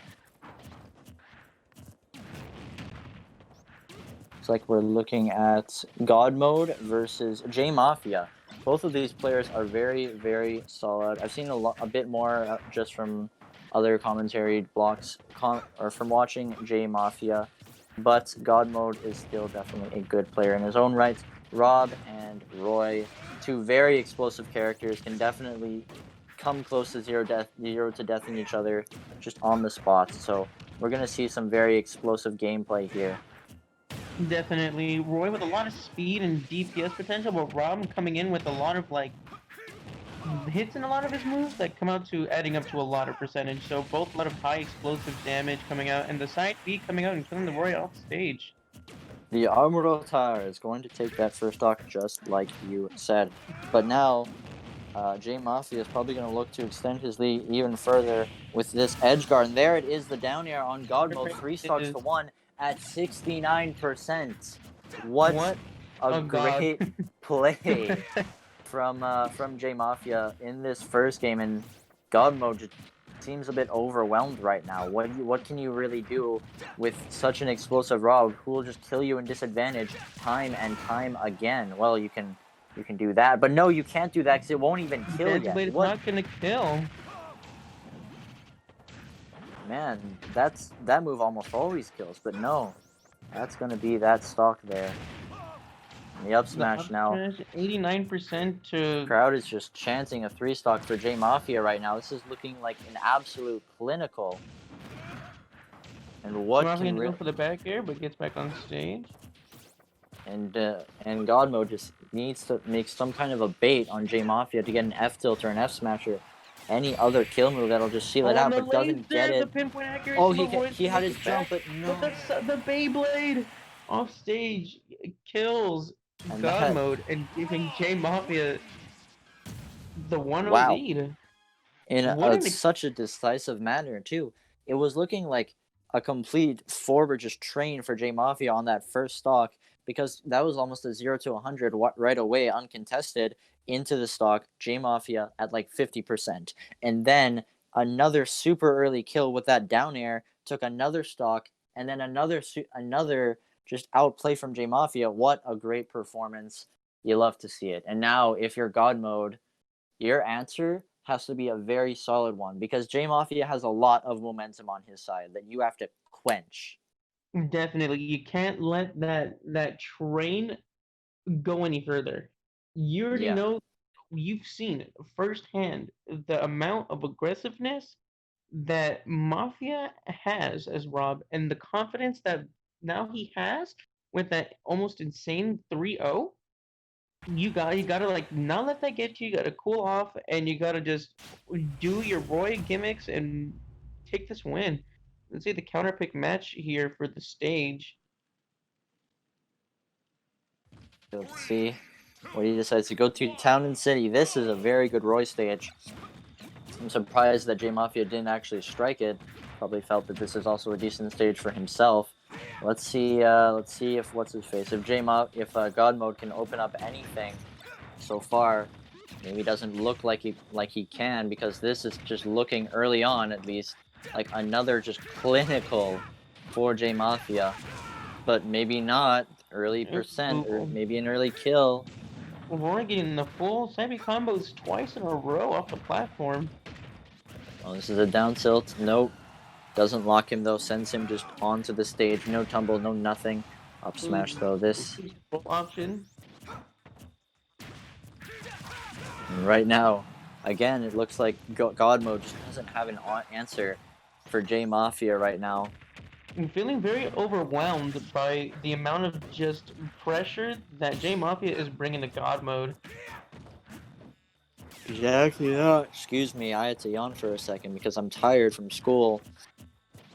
But now, J Mafia is going to be looking just for any kill move, maybe a nair, maybe that laser, Snipe maybe a almost bear, missed. maybe a down throw. And then I don't know what would come with this percent, but the jab bear, no, barely not killing. Roy getting back on the stage, but at a very killable There it percentage of is. 185. The down throw gonna take it. And now that tomahawk up throw is going to take that stock, but no, an even There percent goes the right bear. away. Conditioning that jump was God Mode, and now it's pretty even. And this is definitely not looking like game one. Definitely not. God Mode is definitely switching things up and using the stage to his advantage, and definitely just overall improving his gameplay from game one. Definitely. Now early combo food is going to be what Rob is going to be. See what God Mode can get off of it. Nair up air can't extend more than that. It looks like. Just can't get one of those threads. And J Mafia just walked back and tried to whiff punish grab him. But you can't do that to Roy. Here we go. No jab back air. Now, it's looking like, oh, that would have been the kill, but he didn't react to him getting the nair and instead just bot dodge. And instead it might cost him. Maybe not, though. But Roy getting some hits and trying to get Rob into a very unpredictable position here, trying to get a kill. Rob can answer back and get back on a stage, and it's looking pretty even so far. Go back here. That's going to steal it. Okay. That's going to be a great stock. And now, God Mode somehow has completely turned this game around and has found himself in the lead, getting 36%. Nothing to scoff at, and this up air is going to do it. A good 36% extra credit. Good definitely, very good. Here. But J Mafia will answer back right away. Instantly and evens it up. Precisely that. And now it's looking like J Mafia is ready to take him for another spin. Maybe going for one of those side Bs. Spin, get it? As he's gonna let it rip. Beyblade, never gonna stop. This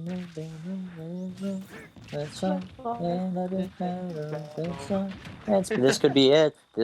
But no, that air dodge. I don't. Oh, he had a jump. That but he needs a roll option and gets the kill, winning game 2. J Mafia. That is reset for J Mafia. It was looking for good for God Mode, right? Like at the halfway through that match, but J Mafia able to clutch it out still, and that's gonna be the set for him. I'm not entirely sure whether this is losers nor winners, but either way, J Mafia will advance. Okay, this is winners. Okay. J Mafia then will continue to advance through this winner's side as What we a go clip from on. Mafia. That was Not indeed so lead close. from God mode, phase him, and comes back less stock and just commands that stock and ultimately takes out God mode. Great stuff. You'll have to see it. And of course, God mode, he's not out yet. We are still going to see him Very in valiant effort from God the mode losers indeed. bracket. God mode really putting up a good fight. The first game really wasn't in his favor, but the switch over to Town and City really showed that he is not a Roy to be underestimated.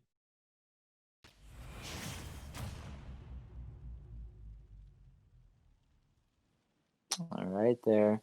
And now, while we are waiting, I believe we're going to go back to the intermission from which we came. Oh, wait, no. Looks like... Oh, wait, no. We're still playing? Oh, I went to Twitter for a second. No, looks like we're still playing here. We are still here. It seems like God mode. This is actually a best of 5 territory now. As God mode looks like he is going to switch to the Ryu, the last ditch effort on this Rob. You know, you have to make a reverse. You have to make the complete reverse. You got to do it some way, right? And why not with the Shotos? Exactly. Ryu with a lot of damage potential, and obviously you've seen Ryu and Ken both can come up with a lot of damage potential and kill options at very early percentages here. Absolutely, but so can Rob. So this is going to be a very good battle between the early killers right now. Definitely. Especially with Ryu with the insta-lock from any side will instantly turn around and be facing his opponent at all times. There it is. Down tilt. No, a great DI from J Mafia. He's going to be able to live that one. A good Tatsumaki on God mode, but God mode. All right, first stock. This Rob, this Rob. This Ryu might actually be the answer. As crazy as it might sound, it's not looking bad. 55% right now, and you can feel the momentum in the air. God mode wants at least this game with this Ryu pick. God mode with the absorb with the down B here. That focus attack was such a good, just a good move in general. Absorb an attack and you get to lunge forward. Do it though. That down smash will take that stock. 78 on J Mafia, but Rob can definitely more than make this back. So let's see if J Mafia will answer back. But now God mode knows that he has the lead, and with that comes Tatsumaki's. So let's see if he can keep away from his opponent right now. We'll bring up a counter every time he Tatsumaki's and Shoryus. But the DI there for J Mafia is going to keep him alive here. Down tilt, nope. But there it... Oh, no. Oh, down B's instead of up B's. That would have been the kill confirm, but doesn't matter. Very side B. Alright, great stuff. Not J Mafia, excuse me. God mode now takes a very decisive lead, the likes of which J Mafia will have to crush. It's going to be difficult for J Mafia to get this lead back now. Definitely. God mode is anticipating a lot of the high damage moves and absorbing them with focus attack, and then just punishing off of it. But man, we said that J Mafia will have to work hard to clinch that lead. He did, taking 0%, bringing it down to a completely even game against God mode right now. With God mode, 43 with the combo. But this is what we're talking about. He can bring him up pretty easily here. Oh, definitely. God mode's still putting up a brilliant last stand here. It's either player's game right now. When it was looking like it was God mode, it's just so much. Let's see if J Mafia can ride the hype of that comeback, or if God mode can still just at least take one game in this best of 5, apparently, sets. God mode trying to figure out an approach here, but J Mafia is keeping him at bay. Ooh. Oh, that might be it, but no, the focus. Oh, he can still recover high here. And he lands back on stage somehow. There. And barely makes it with the Shoryuken, but the side air is gonna kill. What a great back air jump condition, whatever you want to call it, from J Mafia to take that game over God mode. And 3-0 is how that set will go down. But God mode definitely put up a pretty decent fight with that Ryu. Great stuff. Definitely good, valiant effort from both players. J Mafia going to take the 3-0 and manage to move forward in the bracket. And Godmode is not out of it yet, going down to losers. And definitely a lot of more interesting matches to come up in this last bit of the bracket here.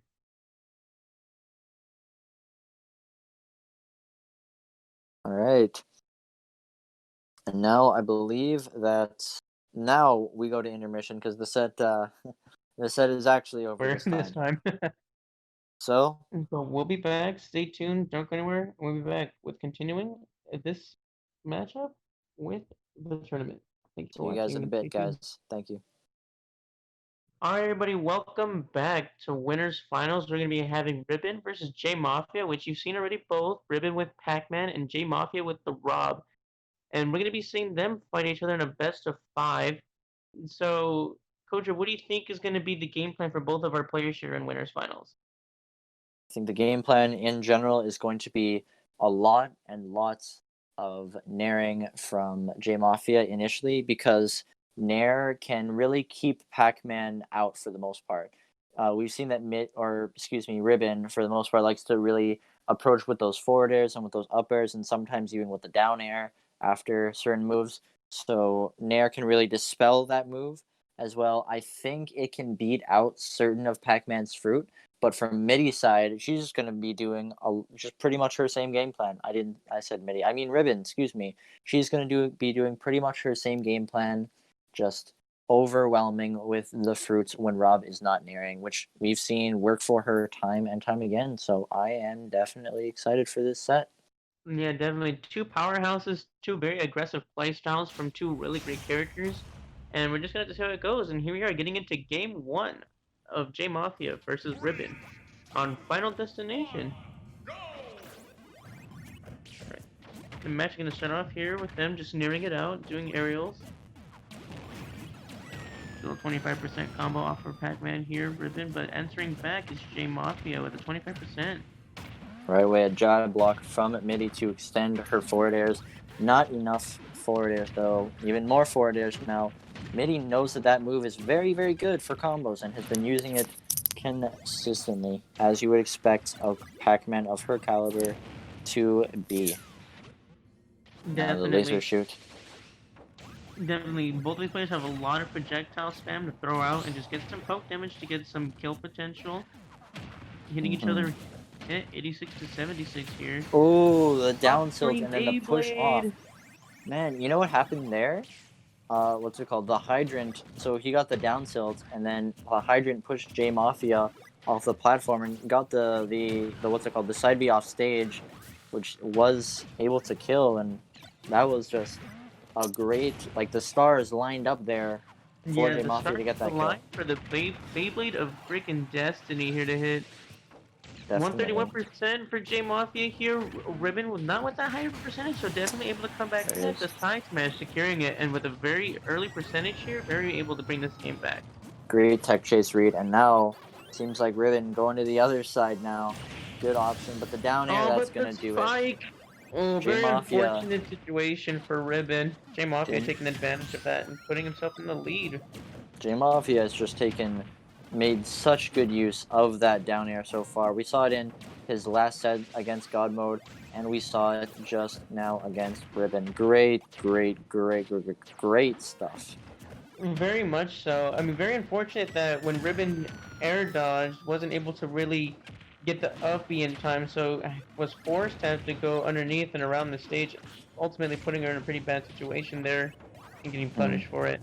71% for Ribbon here, going against a 109% with J Mafia, when 2 stocks to 1. Oh, I'm trying to get that back air now. Like you said, 2 stocks to 1. This is not looking good for Ribbon at all. She needs something pretty big, which Pac-Man can consistently deliver those combos, as we've seen that she has tons of combos with the fruit and with the fairs, but she needs it. Rob is not letting her get the fruits off. He hits her every time and makes her drop it, and not getting really much off of the potential you could usually get with the fruit combos that Ribbon can get. And Ribbon just being, that up smash, that's going to do it. J Mafia closes it out for game 1. A pretty decisive, I'd say, 2 stock there for J Mafia. really just shut down what Ribbon wanted to do with various aerials and various down tilts and that early side B that we saw, and then the up smash to close it out. That is going to be how it swings this time around. J Mafia will take the first game in this winners finals match. Very good, strong lead for J Mafia here. As you saw, Ribbon got away with a lot of stuff from her game earlier, and now J Mafia, I guess, wouldn't let her get away with the stuff that she got away with earlier against other players beforehand. Knowing what to do against Pac-Man and really keeping her out of getting away with the gimmicks of the fruits and hydrants really put him ahead in that match on Final Destination there. Mm-hmm. You'll love to see it. Really do. So I know I'm expecting it, but are you expecting either a Smash? Are you expecting Smashville? Because I think I'm expecting a Smashville pick here from Ribbon. I think I'm expecting probably either a town and city pick or an FD pick actually, because what Ribbon needs is control, and it's easier to control a stage in which she doesn't have to worry about tons and tons of platforms. So if she can just utilize that control better than J Mafia was, she'll be golden. Definitely. So a little bit of a gameplay switch, probably from Ribbon to kind of counter the overwhelming aggressiveness of J Mafia, and we're getting ready to get into game 2 of this winner's final set between J Mafia and Ribbon. Hey, here we go now. 3, 2, 1. And here we are. I'm having a bit of a lag problem on my end just with Discord. Okay, here we go. And yeah, like you said, you were right. We did go to Smashville. We've been probably just wanting a smaller stage for her to get those combos. 66 right away unanswered. Ribbon wanting to get a smaller stage, probably to just be able to hit her combos more consistently and only having to worry about one platform to really play the game around. And it seems to be working out in favor so far. 92% lead to her 37%. Man, characters do so much damage in this game, and Pac-Man especially. But you know who else can do tons of damage is Rob. Rob definitely able to come back really quick with the laser going from 35 and then getting to 70%. Rob very definitely able to still do this. 110. Oh, but off the stage and down goes J Mafia, giving Ribbon a 3-2 lead. Oh, the stage spike, of course, though.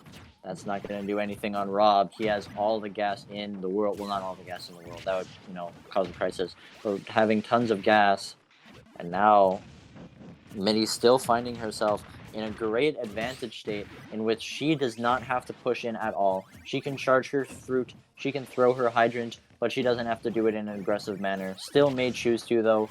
We'll just have to see. Throwing that key. And now, yeah, we see that she did not choose to close that distance, but she instead chose to jump, and J Mafia will get the back air for it. A great read on his part to take that stock. But a good lead still for Ribbon with 69% up to 82 now to her 8% of her second stock. She's looking to just put on tons of pressure right now, and didn't get the F smash. Probably buffered a dash back there.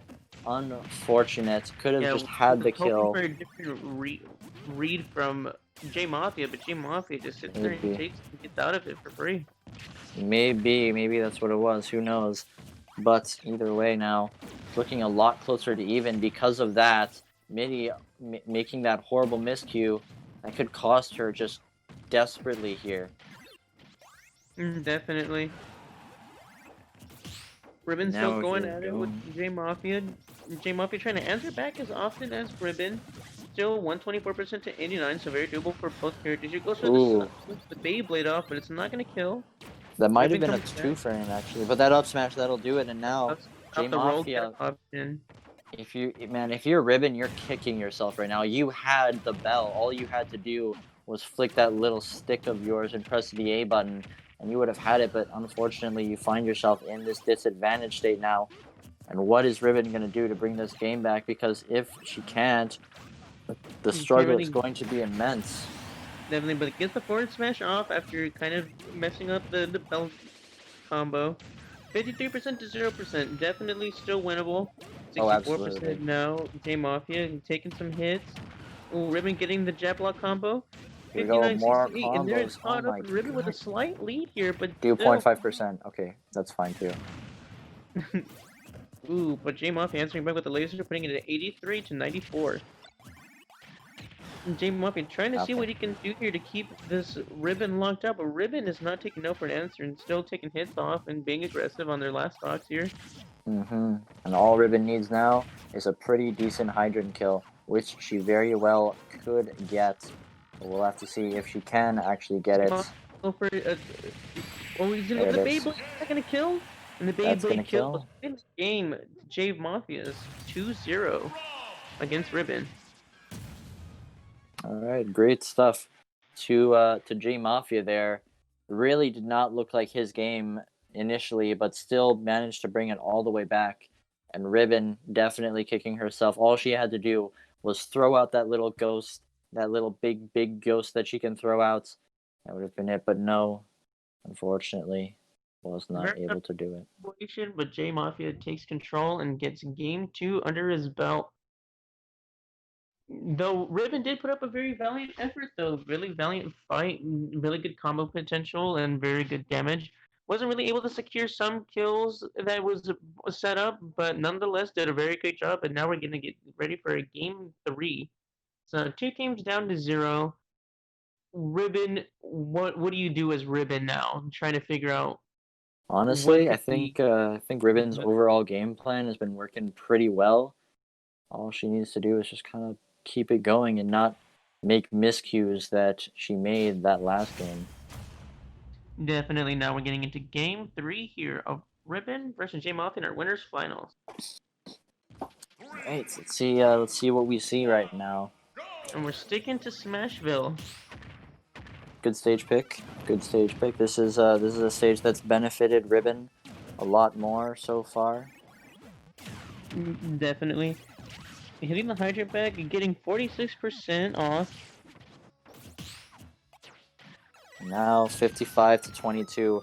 Ribbon is no stranger to getting all this damage, but it seems like J Mafia is content to just trap and zone his way to victory right now.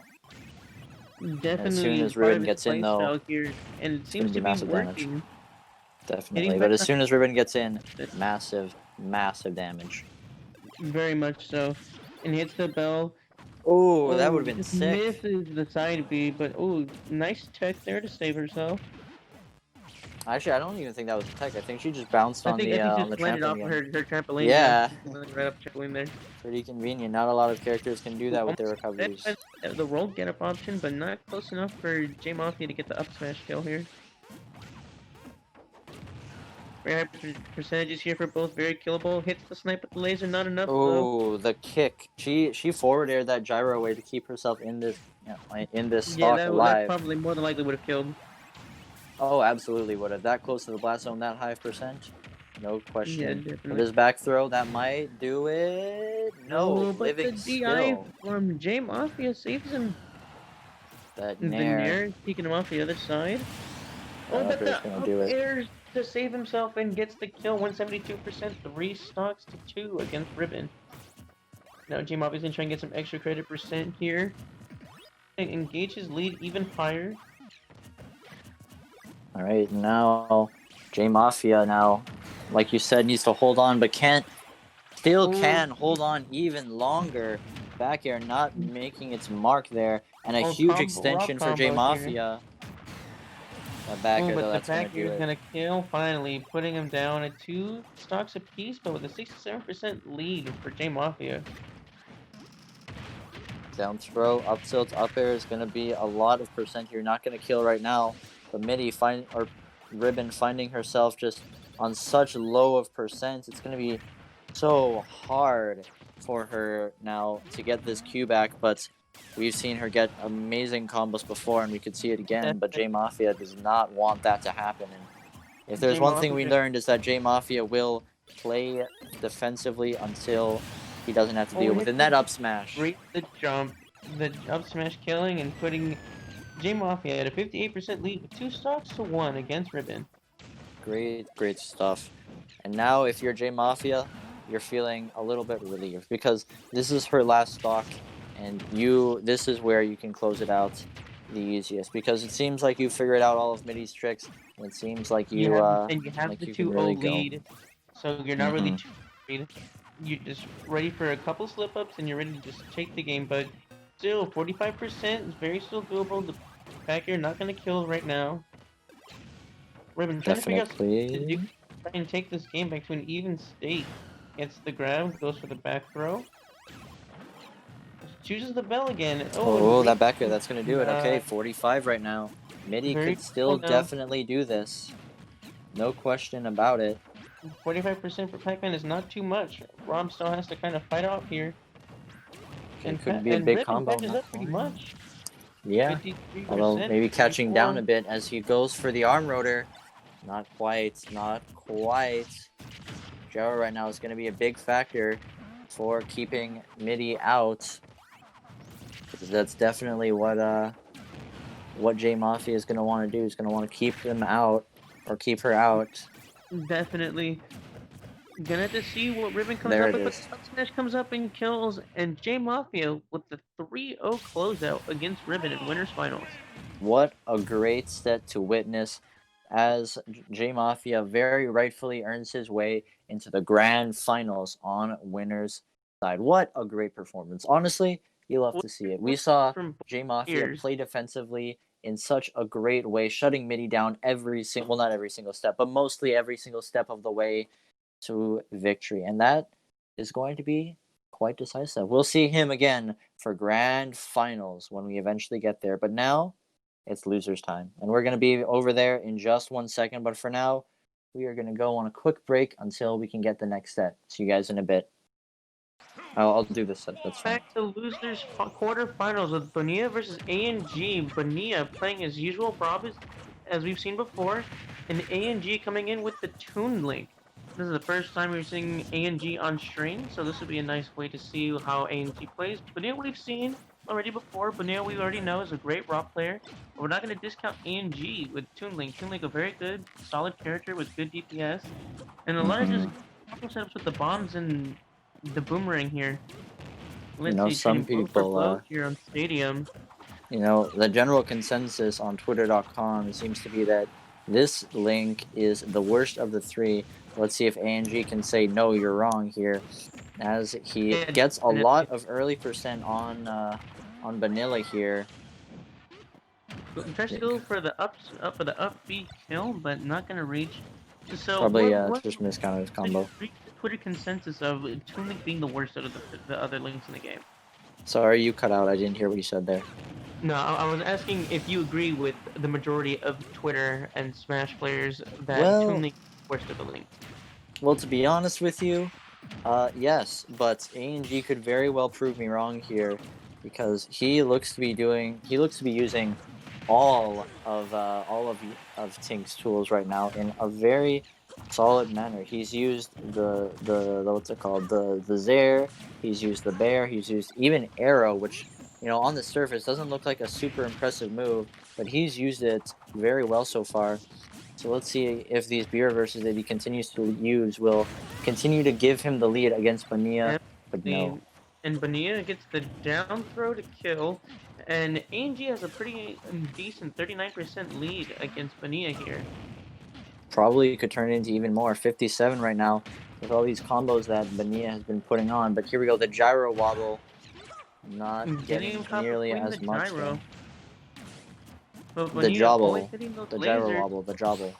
Yeah, the jobble. That's what I'm calling it. That's what we're calling it for the rest of the set. 71%. We're calling it the jobble. It's literally the but jobble. Almost lands it. Not quite. Mm-hmm. Throwing out the gyro. I'm trying to get back on the stage here. ANG just throwing out all the utility just to get some poke damage off and get Bonilla here into a killable percentage here.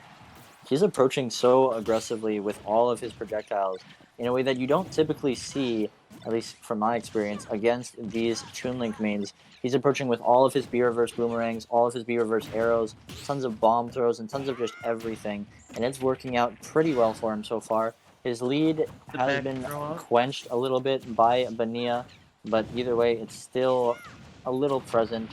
Let's see if he can turn it into a kill, maybe. And almost does, but not quite. Almost hits the back, but just misses of the Do it, space though. off, and ANG punishes it and gets the kill off Bonita. That's Sorry, going to Bonilla. be. But there, that's Off going to of be Bonilla that other answers stock, and back right with an now, up smash, putting the game to an Bonilla- even stalemate here. Sorry to interrupt you. No, it is all good. You said pretty much what I said, so it doesn't make a difference. But either way, hey, now we are going to see who can approach more aggressively with their projectiles, because we've seen Bonilla using the gyro to approach, and ANG using all of his projectiles to approach. So we'll have to see who can make better usage, and it's looking like Bonilla right now finding the download on this Toon Link as the lead has slowly been quenched. Well, not slowly, Definitely. it's now completely reversed even. 40% to Bonilla's name, or to 40% to Bonilla's name and 101 to ANG's. It's not going to be the easiest of times. Definitely. ANG not able to really be hitting a lot of the utility he was earlier, so Bonilla's really taking advantage of that and keeping the percentage to a point where he is comfortable with approaching and comfortable with being aggressive. ANG off the stage at That 130. might be it, but no. Oh, will he Just be able to- barely makes it back. Boom, but he's alive, barely. Bonilla always gonna make it back. Got enough gas to make it. Hits the gyro off the stage, throws it, misses a laser, but Toon Link is gonna make it back. ANG knows how There to it get is. back, but the Beyblade comes in, Spinning and top will Bonilla take. takes game one against ANG. Man, what a complete turnaround when we saw ANG have a pretty firm lead in that very first That match, yeah. Yeah, but no, we saw a complete turnaround. Great stuff from Bonilla is gonna take that next game. Or that first So- game, not that next game, that first game. Yeah, Excuse me. first game out of the set of the best of five. So with Toon Link's like disadvantages, do you think if he had picked maybe another Link like Young Link, one of the better, one of the best Links, I think the best Link in the game, do you think he would have had an easier time dealing with Rob with picking Young Link instead of Toon Link? Well, I'm not entirely sure because, he probably means this character and probably doesn't mean the other ones. But Definitely. let's see what he can do now. Going back to the exact same stage, and probably going to stick with a relatively similar game plan, although he'll have to do it smarter because a lot of the time his shields were just hitting Bonilla's, or his projectiles, excuse me, were just hitting Bonilla's shield, and Bonilla was just capitalizing each time, whether it be with a gyro throw or with, what's it called, a grab. Yeah. Bonilla has just been punishing it consistently, so if what's his face, ANG can turn that around a little bit, use the projectiles in a more safe, more smart manner, he's going to be in a much better situation. Yeah, more than definitely here. So ANG going to be a little bit of a percentage disadvantage, but that doesn't necessarily mean you're losing. Let's see. There it is. Again, doing the boomerang on the shield, kind of something that Bonilla, or not Bonilla, excuse me, ANG has been goes getting for the punished a lot unsafe for. down air and gets punished to take it out for it. With Bonilla at 64%. And 3 stocks to 2 on ANG. Here we go. Now it's going to be some pretty big percent that ANG is getting so far on Bonilla. He needs something to kill right now. And Toon Link has a few good kill options. He has Boomerang Fair, Bomb Fair. He has that grounded uppy. That's just such a good multi-hit kill move. He has a lot of options, but it's going to be a matter of landing one of them. One definitely with Rob, it's going to be definitely harder to hit him off the stage with those, especially with just the amount of air mobility he gets with, how much gas he's got. Down tilt into the grab. Doesn't look like he might do much up. Just kidding. He got the kill. Up air is going to confirm it. And now 3 stocks to 1 with Bonilla at 156.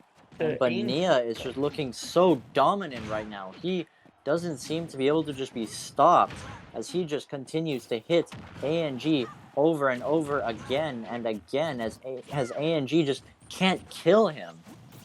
Yeah, ANG's not being able to get anything kill option wise off of Bonilla. Bonilla is just constantly mobile, constantly putting on pressure, and not giving ANG a chance to think about what he can really do to take out Bonilla, even at this high of a percentage. Get kill off That the bomb up air. into up air is gonna take that stock, but still 72% on your last stock against a Rob on a fresh second stock, kind of puts you at a way of a disadvantage here. Not really much opportunity to really take it.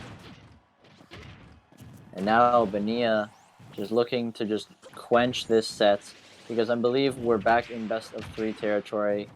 Not 100% sure, but we'll have to see here, as it's looking like it might just be a wrap here, as ANG doesn't seem to have an answer for everything that Bonilla is just doing. Yeah, not much of a response in terms of kind of taking back some percentage and punishing. ANG really doesn't have a lot of options to really counter with against Rob's obvious amounts of utility he's got in his kit. And he's been getting the percent, to be fair, but it's not enough percent compared to what Bonilla's been getting on him and what Bonilla even has on him. This doesn't look like the pace of the match is going to go in his favor, and that's going to be gyro it. and gets ANG off stage, getting the win of Game 2 against Gyro ANG.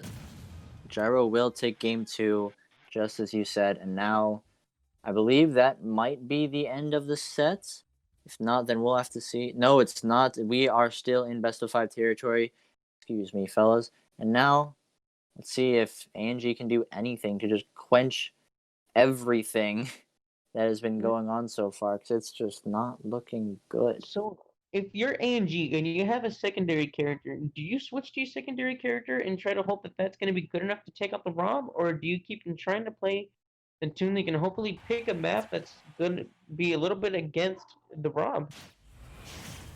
Well, not entirely sure, to be honest with you, because, while it was looking like, well, he didn't anyway, but I think the biggest adaptation that he has to make is to go for more grabs. He's throwing so many unsafe and projectiles on, on Bonilla's shield.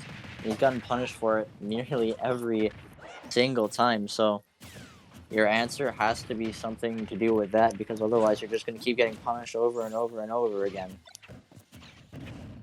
Definitely, and ANG kind of getting a lot of oppression on him right now, with Bonilla doing a lot of damage to him with a lot of the projectiles that we've seen in the matches beforehand.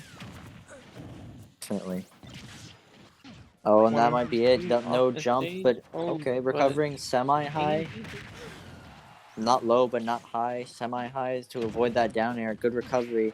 Doesn't look like he's going to get too much off of it, though, because ANG seems to be kind of playing almost like, I don't want to say a robot, but a robot. He's going for the same thing in neutral over and over again, and it's just been refusing to adapt. And it's even gone to the point where some of his combo starters haven't really been transmitting over, just because he hasn't, done them properly. He could have gotten something there, but he just chose to throw bomb instead of, extending off of it.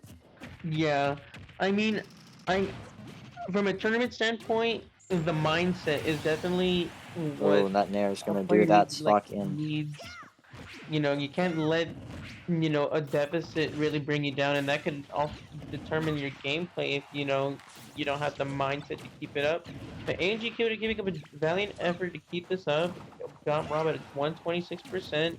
Yeah, this isn't looking as bad. Even for ANG. Yeah, this certainly isn't looking as bad. Seems like Bonilla's getting hit a lot more here by relatively the same things, but it's alright. That back throw, though, that's gonna do it. ANG catching Bonilla to keep it. So I know Bonilla with a 56% lead here. What were you about to say? Sorry about that. Oh, it's all good. I said I know that move was strong that back throw was strong in Smash 4. However, I'm unsure if it's strong now, but either way, we saw that it did kill. And now that's no jump. He could kill him here, but no, mistiming that down air is Bonilla, and that allows ANG to live even longer. Definitely here. Still kind of trading blows with Bonilla here with 109 to 52%. ANG gonna have this to back be throw. No, down throw. Ooh. Not able to really get too much off of the down throw, but still Bonilla with a pretty sizable lead. ANG really has to mix it up here to be able to catch Bonilla off guard and be able to get some more percent and actually get some kills here. See here, this ledge trapping is working really well for ANG, but still keeping it going even as the Rob returns to center stage for the moment. Still keeping it going. forward throw right now, and Bonilla, or not Bonilla, A&G has brought it back to even. Just kidding. That up air, that's Is gonna going to kill, punish and now A&G and put Bonilla back in the lead here. Bonilla trying to get some extra credit percent at 139 to A&G 31.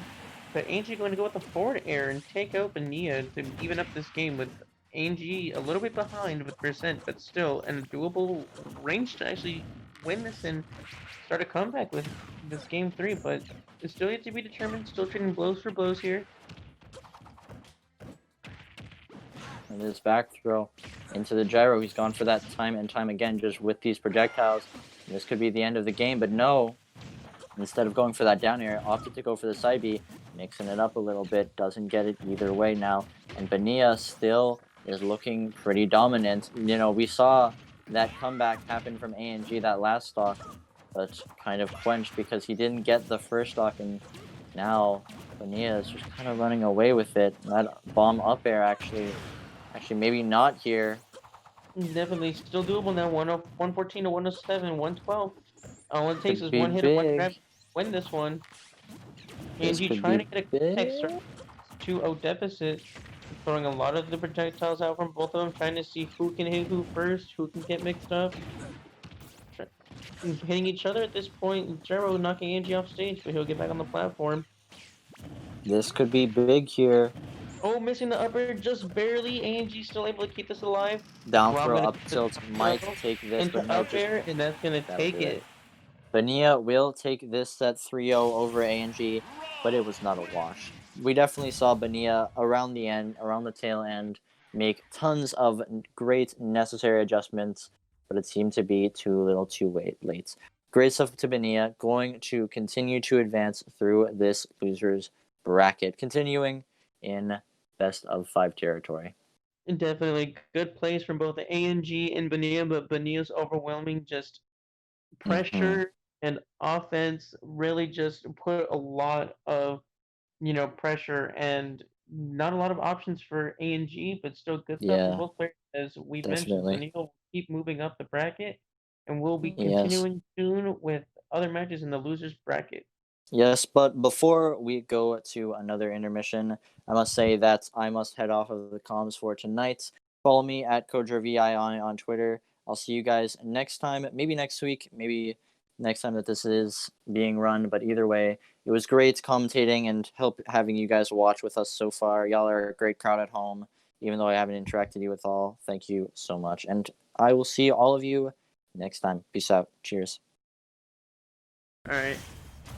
Welcome back, everybody. We're going to be going into losers semifinals here with Bonilla versus Chunky Kong. This is actually gonna be pretty fun to watch. Bonilla is pretty good at that K rule, and Chunky Kong definitely has that big Donkey Kong that everybody's so scared of. It's like every single tournament that you see him in, you just fear for your life because that Donkey Kong that he has. I mean, this is a rematch that we had on stream earlier with Bonilla and Chunky Kong playing the K rule and Donkey Kong, retro matchup. And we forgot to introduce our new caster here besides me. Yes, my name is Lights. Thank you, Bad. My name is Lights of the Sky. You can follow me on Lights of the Sky on Twitter. That's just it. For me, but as we see in this match, oh my gosh, DK is going pretty crazy right now, as per usual. Going with the headbanger into the up smash. That's DK going for a little bit percentage, and yeah, unfortunately falling for it, making it a 2-2 even game for both Bonilla and Chunky. Now I like how Bonilla, he's a Rob main, but he can usually just go King K rule here because he doesn't like how Chunky Kong is just rushed down. He comes in, he has his projectiles when he needs them, and he's able to combo him because he's a tank. So that's why he didn't really go for a Rob pick, I think. And he hits the charge up punch, he gets the back air off screen and kills K Rule, putting himself at a pretty comfortable 71% lead over Bonilla. Can't believe Chunky Kong really putting Kong combos to work. These heavies really know how to bash it out here, don't they? He does get the trip as well, right there, which even gave a little bit more of a slip up for Bonilla. Getting them right now though. But that shield, gotta watch that side B. Yeah, that type really does a lot of shield damage. At first, you don't think it would, but then your shield breaks, and then then you're dead. I think Chunky Kong might be adapting to this a little bit. He did have to deal with it before, so it may be just a little easy. Oh, damn! Fair kill, and that goes game 1 to Chunky Kong over Bonilla. I don't think What he a could have. match there. Yeah, Goes it was to pretty green good. DK. I don't think he could have actually gotten out of that if he wanted to. He was stuck in No, that. almost no way to get out of the up air and the up throw up air combo. And Especially especially, that high percentage being a heavy. There's no way you get out of that. yeah, that type of well, it was kind of like two heavies just batting it out together, but just didn't go for the long run for Bonilla. So you have to see how he changes it up here in this next game. Yeah, definitely. Can't wait to see the counter pick map that he picks against DK. Obviously, Chunky Kong not afraid to play more of an aggressive playstyle with Donkey Kong, knowing how to go up against the matchup of King K. Rool. But Bonilla knowing how to kind of step back and try to keep Donkey Kong off him. We're going to Lilat now as game 2 begins the set. K. Rool getting an early 38% lead, but Grabs here him is too. Chunky Kong answering back. And he's answering back hard here. Both players are tied in percents wise. Donkey Kong just not letting up at all. Definitely not, no. Donkey Kong going for a setup with the down. Oh, nice. But he hits him off stage. Bonilla uses the armor. Oh, nice. No. Oh, but K. Rool almost killing him. With Ah, the upper, and the upper gets the kill early. get the With spike on. 350. Yeah, Wait, what was that? Sorry, I didn't mean to interrupt you. he did the spike onto the stage, and he did up there after that. That would have. Oh my god! Now a commanding 3-1 lead for Bonilla here. Wow, what a comeback for Bonilla here. Stage here really helped for Bonilla, I think. Definitely, the pick to Lilat really helps Bonilla with getting a He is going ham. He is not stopping at all. No, using the platforms to combo the DK is really helping Bonilla keep this Chunky Kong in check and just keeping the pace up with his aggressiveness here. Now, I'm not saying it's not impossible for Chunky Kong to win, but Bonilla is just crazy. Down smash. 3 stock lead. Damn. Get quick win off of DK on Lilat, giving Bonilla game 2 at a 1-1 game piece here. Was that even 2 minutes in, or was that like 1 minute in? No, Jeez. I think it was a little over a minute in, almost 2 minutes. Just 3 stocked him that fast. He definitely turned the tables right there. No doubt about it. No question. From that previous match. Jeez, it was just like hard hitter from that K. Rool. Yeah, definitely answered back from the aggressiveness of game 1 with his own aggressiveness in game 2 to really take back that game and show that Chunky Kong isn't going to get away with it, being as aggressive as he was last time. I wonder what stage you're going next. Game 3. Yeah. With taking a piece to both, and we're going to Yoshi's Island. It's Yoshi's story. But I can same Yoshi. yeah, that's true. Definitely. The same dinosaur. They all come from this this land where they're born at, eating all the fruits. Yoshi's like to eat fruits a lot. So. Yeah. I don't get the whole egg mechanic, but it's Yoshi. Don't even argue with it at this point. Don't question how Yoshis get that. It's just a thing. Just let it be. 84 to 90% here. The heavy's duking it out here. It's really, it's really even right now. Bonilla just nice. Almost gets the kill there, but the DI from Chunk grabs two. Down throw. He's gonna go for the up air. Oh, but he's going for it again. He's going for it again. Nice. On air into an up air to get the kill there. 100% with the Bonilla lead here on his third stock, but Giga can really take it back pretty easily. Just a good hit from Chunky Kong can really just even this up. I like how the belly just denies any damage at all. Yeah, and he does it so much where he just can get damage in, and he doesn't get damage himself. Yeah, King K. Rool has definitely a good amount of armor, which makes him a definitely decent heavy. Especially against K. Rool, blocking a lot of the damage. Oh, but he just chucks him off the stage and Chen says, get out of here. Just get out of here. I'll just throw you over there. with 2 stocks apiece, a little bit of a percent lead for Bonilla, but a percent lead with heavies doesn't really. Ooh. Yeah. 81% for Bonilla here with a lead. Oh no! From he's gonna Chunky get a Kong. Huge combo. Nice spike coming down. And he gets spiked. A good, decent effort though from Chunky Kong. Almost gets the kill, but gets punished by Bonilla. And now it is 2 stocks to 1, but 107% for Bonilla is definitely a killable percentage for Chunky Kong here. I say the super armor for Bonilla is really working out here more than the super It's armor. really that coming Donkey in Kong clutch gets. for Chunky, definitely. I can agree with you there. Both are really utilizing the super armor from their moves to block hits and just lower the damage they take and to get punished just like that. There you go. Back air off the stage to even up the game. 82% though for Chunky Kong. Got to be a little careful here against King K. Rool. I One didn't good hit from realize. King K. Rool can really end this game. Yeah, any hit at all. But I didn't realize that down air is just perfect for just controlling your opponent. You can just jump in as King K. Rool, obviously, but you can just jump in the air and you'll just be. It's a good amount of damage and you'll just be down. Could get that spike or they just could get stunned. Oh no! He tried it there again. That looked like it was DIable, but guess not. And Chunky Kong comes up with a surprising victory here and taking game 3. You see, Bonilla, he did that down air right there, but Chunky Kong just said no to that and just punched him out of there, winning that game. He's like Patrick with like, here comes the giant fist, and then just punch him off the side of the planet. And Bonilla taking the loss on that one, but definitely not out of this set yet. It's a best of No, 5. definitely not. Oh my. What a set we're watching here with the King K. Rool and Donkey Kong like rivalry matchup here. I definitely say that Chunky will probably ban Lilat again because I mean it's not. I don't know if they actually played Lilat during their first game or not, but it's a little bit rocky. I mean, I wouldn't pick Lilat again if I was Chunky.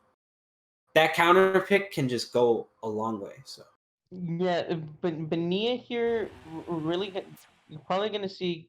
I'm thinking we're gonna see Kalos, but we're just gonna have to see because Bonilla picked Kalos last time in a match earlier in their set, so we'll definitely have to see what stage they pick here, and they pick Battle. Okay. That is definitely a stage that can really just go any way. Yeah, abusing the platforms definitely is one of King K. Rool's strong suits as a heavy. Oh my god, you say that and he's just doing it. Is this gonna be 0 to death? Stage, and it's gonna be 0 to death for freaking Bonilla here. What a nice job from Bonilla here.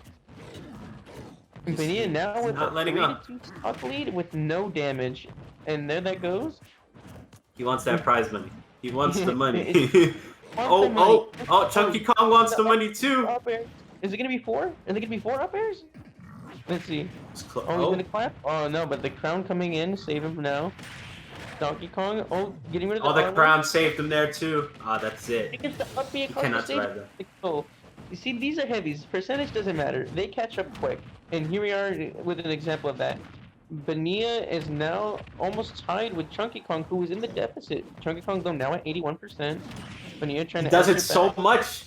The down air onto the stage. It's working. It's working. But the DI from Chunky Kong saves him for now.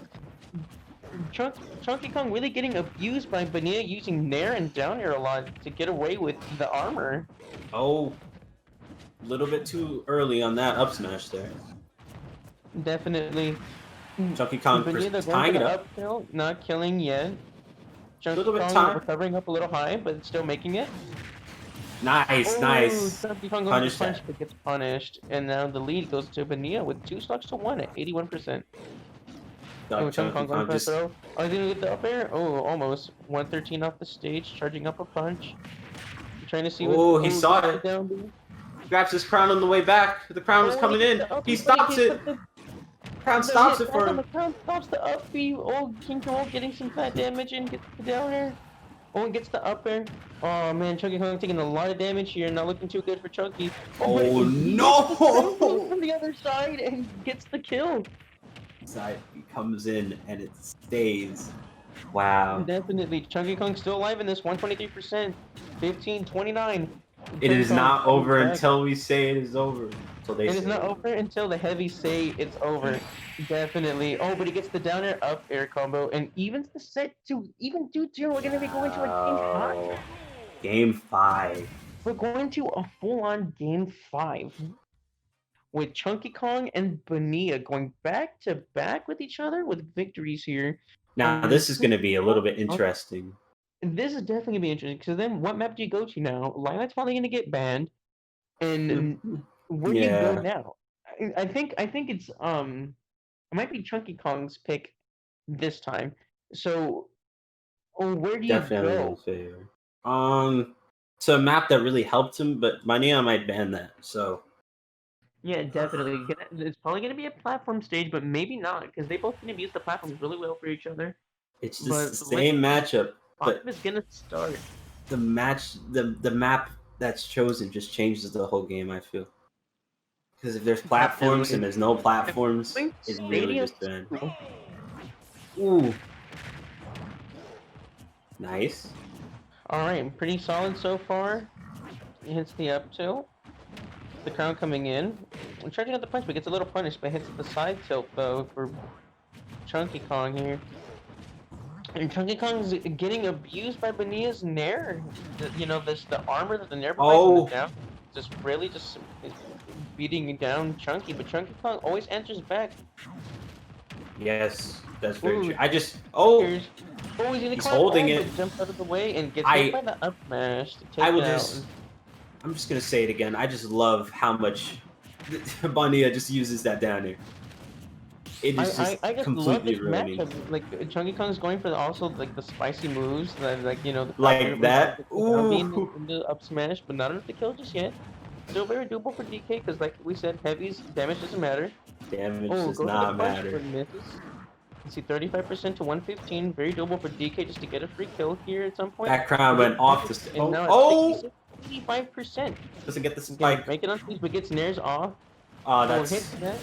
And now gets the kill. 92% though, with even stocks for both, but Bonilla has a pretty high percentage lead here. 108%. This is so close. And definitely. Chunky Kong gets hit by a Nair and gets back on stage. Hits the Nair for Chunky. Gets some back airs then. And gets another one. Oh! But they're gonna hit, but he gets caught. Super armor. The super armor, man. Welcome to the game show. Where's my super armor? Oh, he gets the up tilt. Oh, no, he missed. The side, rolls back on stage, hits the up tilt. 175 for DK. Very much. Ooh, that shield! But he blocks that. Oh, was that gonna kill? Oh no, the DI's gonna save him though. Bonilla was not expecting that hits at the down all. air, up air. Now Bonilla, 98% the second stock to Chunky Kong at his last stock. Very doable here for both players here. Chunky Kong's gotta stop taking poke from Bonilla here and be able to just punish the moves here to be able to actually come back with this, but it's definitely doable. Bonilla keeping the same game plan, trying to just poke with his crown. Super armor from the crown again. He did 3 crowns, managed to get 27 damage. By the way, the recent change of that. Oh, he gets to do back airs and puts it to an even stock. 101, 33% of a lead for Bonilla, but Donkey Kong can easily catch up. Anything can happen here. The up tilt, 58%. Charging up a punch. Let's see what we can do here. He throws the crown. They jump around each other. He's getting combo off. Gets the back air. Combo starter here. He hits down. Combo starter. Oh no, not enough. Not enough. Donkey Kong starting to get a little bit more aggressive, trying to intimidate Bonilla here. He wants this to end so badly right now.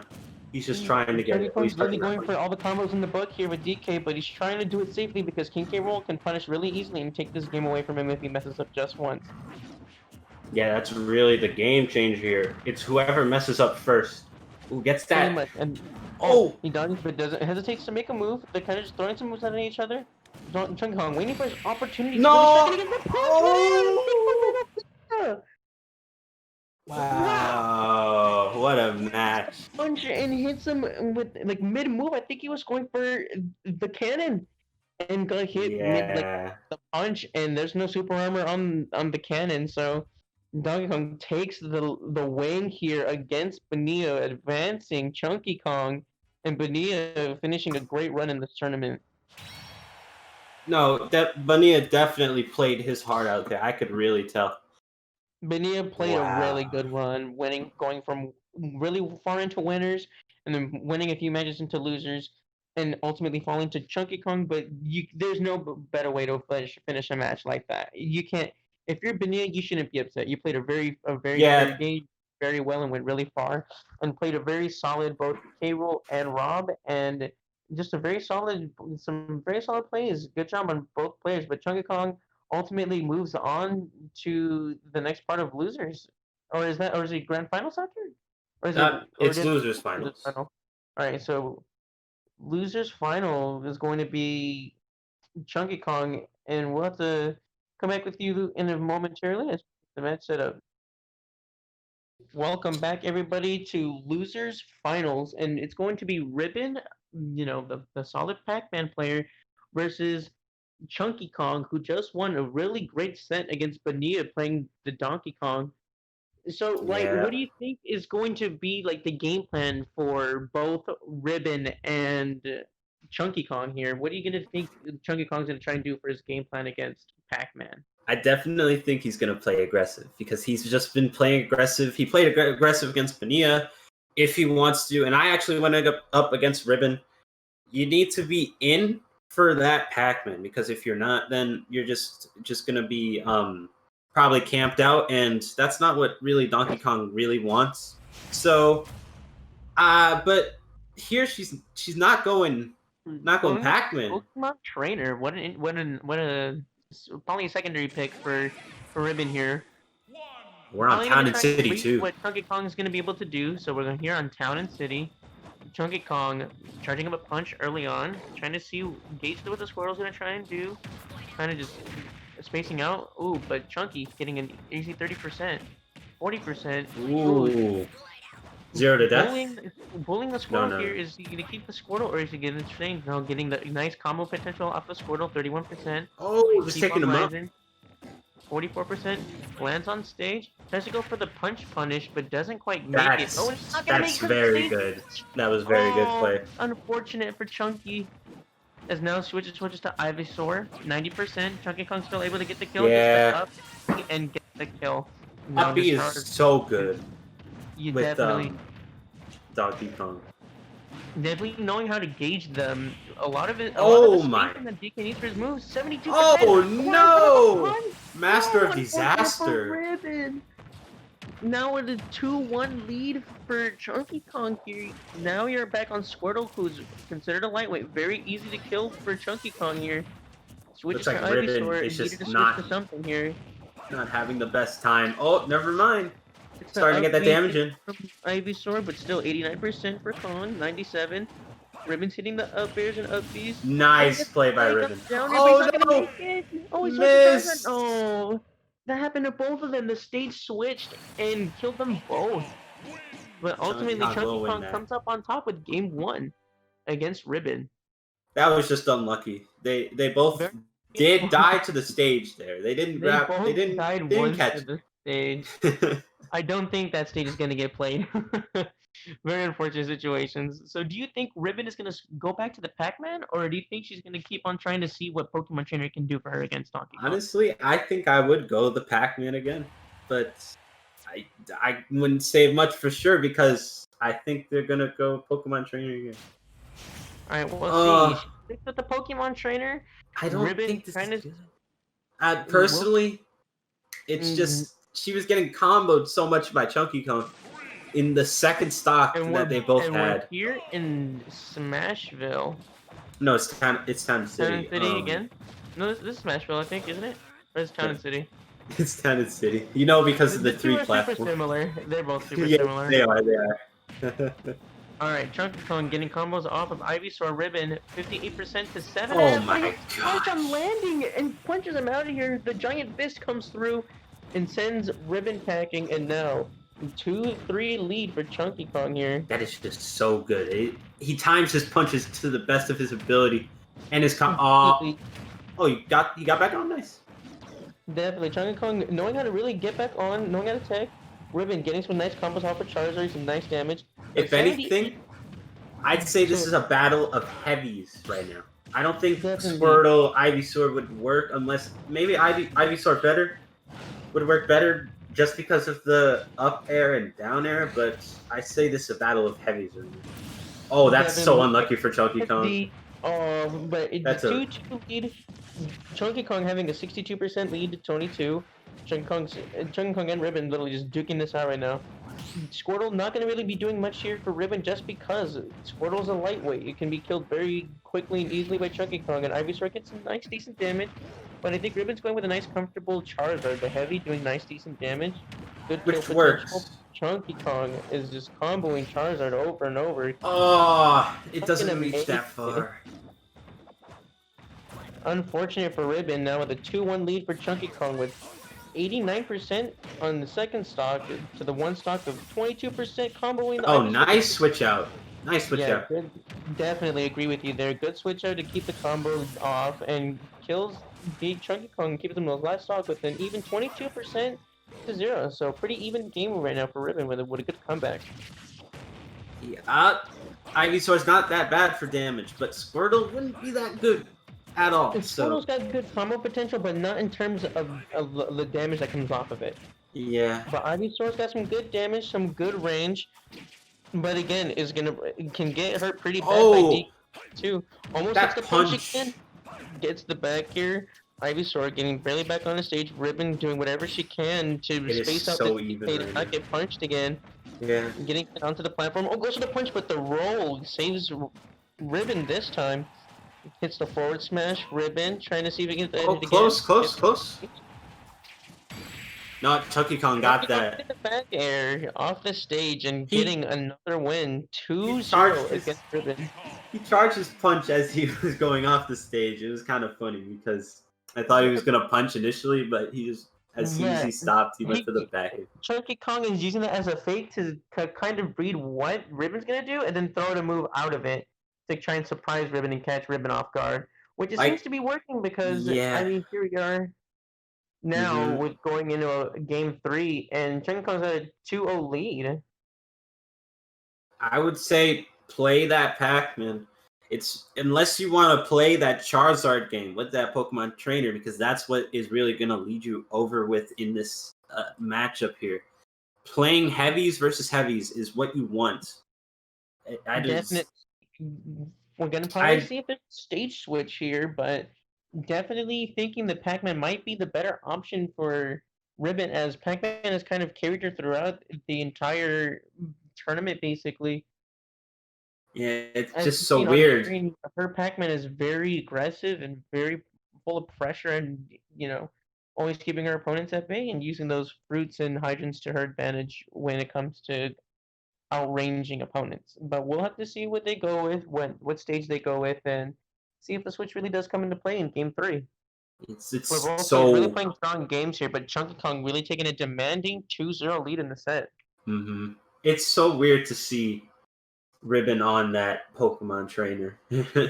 It feels like she's just been having this character game today in terms of what she's been playing. She but go Banjo. I respect that so much right now. Going with the Banjo pick against Donkey Kong, what an interesting pick and counter pick. Want to see Banjo has a lot of utility too with both the pellets, the bombs, and Wonder Wing. Seeing if that can really keep Donkey Kong at bay. And Donkey Kong getting in the combo as usual. Nair keeping Donkey Kong out. Oh, nice.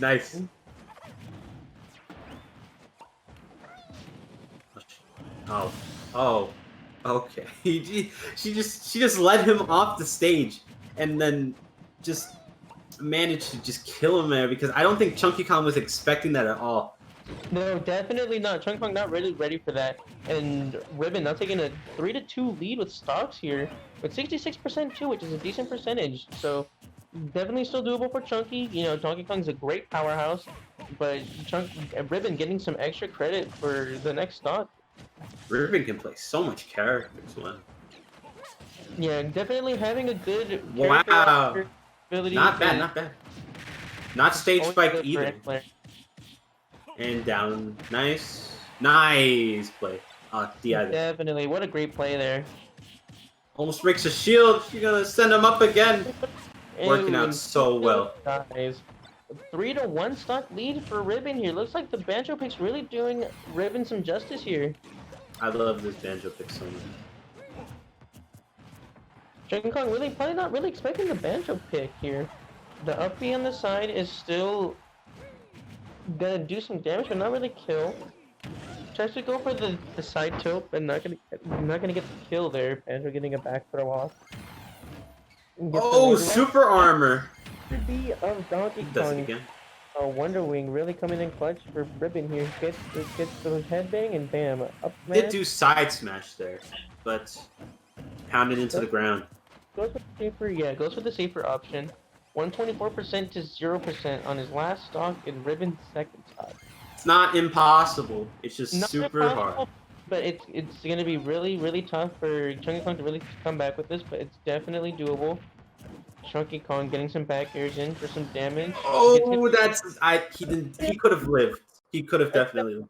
On his part, definitely giving Ribbon game 3, giving it a 2-1 set for so far. Ribbon Not and prepared for the Banjo at all. You don't see a lot of Banjo players. No, definitely not. We had a Banjo player earlier on in the tourney that when we first started off, but That was me. Yeah. I was like, yeah, that was you, definitely. I played against the Ike, so not really in that good of a matchup that I like, but I definitely probably need to work on that more. But Donkey Kong is one of my fan favorites, so I can understand why. Definitely, Donkey Kong is definitely a fan favorite when it comes to tourney. You know, Donkey Kong's always got the hard hitting moves, and just the visuals of the moves hitting is just definitely what a crowd pleaser. Being able to juggle Donkey Kong and just play and have fun with him is just so fun. Because you can't do anything if you get that grenade egg off. It leads up to another combo if you do. You get stunned by almost anything. Definitely. Here we are in game 3. Back in the same stage, Donkey Kong and Banjo. Ribbon kind of being confident with the Banjo pick after game 3. Oh, tried to jab again. Yeah, definitely. Trying to do some trapping with the down B. The forward are connecting, but Donkey Kong getting the combo set up off of the side to the up air. Chunky Kong gets these trips so much. He just does down tilt, gets the trips. Definitely. Basically, Donkey Kong's side tilt is basically the Brawl like slip mechanic in human form. Oh look, he did it again! He did it again! The punch 80% on 3 hits. Wow. And the 3-2 stock lead with 90% off of Ribbon to Nice 92 on Chunky Kong's. Oh no! Wonder Wing off the stage. Uses 2 3 Wonder Wings to get the kill. Yeah, 3 Wonder Wings just to get the kill. I don't know if maybe that was worth it, but definitely still keeps the game kind of even. 107 on Banjo on second stock with Donkey Kong getting a 40 to 50. Ribbon still getting that percentage up, getting a grab, getting Donkey Kong off stage. Oh, grabs again. Grabs him out of the side B. Use some armor. Grabbed him out of the side B. Yeah, definitely. You can definitely do that. Let's see. Ribbon coming back pretty close, keeping this pretty even. Surprisingly, 117 to 93. Donkey Kong getting some back airs off. Charging up a punch, trying to get some damage off of the outer shield up and. Oh, nice parry. Yes. Another Wonder Wing. Oh, misses the grab. Thought Banjo was gonna keep going a little bit more forward with the Wonder Wing there. Kind of waiting to see, but hit by the grenade. Oh, he gets the back air and kills Banjo, making it a 2-1 stock lead for Chunky Kong. At 124%, Chunky Kong is still able to be taken out pretty easily for Banjo to try to keep this even. Oh. Ooh, he hits him out of the Wonder Wing in the air, making it 16%. He gets hit by the up smash, but DI's pretty well to keep himself alive.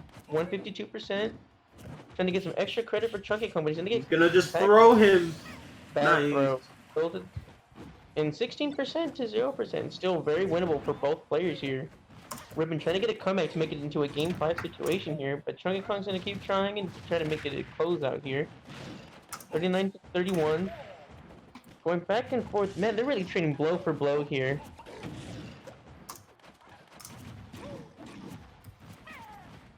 Banjo throwing some more projectiles, trying to keep the space open.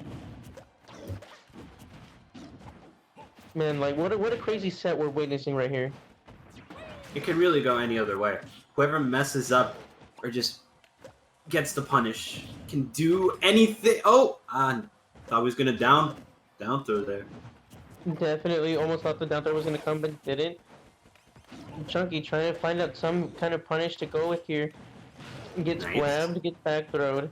Try to throw him into the grenade. I like it. Definitely. Down throw, gets down back throw. up and then grabbed No. and forward throw. Wow. Oh, And nice. then Okay. a forward smash and takes out Chunky to make this a game of 5. Tying the set to 2-2. Ribbon Another just game 5 tied for this Chunky. so much. Wow. Looks like the Banjo pick has really come out of like the woodwork. It's so for good. Ribbon here. I did not think it was going to happen since we've seen a lot of Pac-Man for Ribbon throughout the set. Donkey Kong versus Banjo. It's Banjo's favorite almost every single time because it's just with so all the bad. projectiles and utility, there's Mhm. definitely a lot more than Donkey Kong has to deal with. He has to respect the down B. He has to respect the Wonder Wing and the combos that you're being put up with, and try and get your own combos in. It's just a lot for him to handle. It.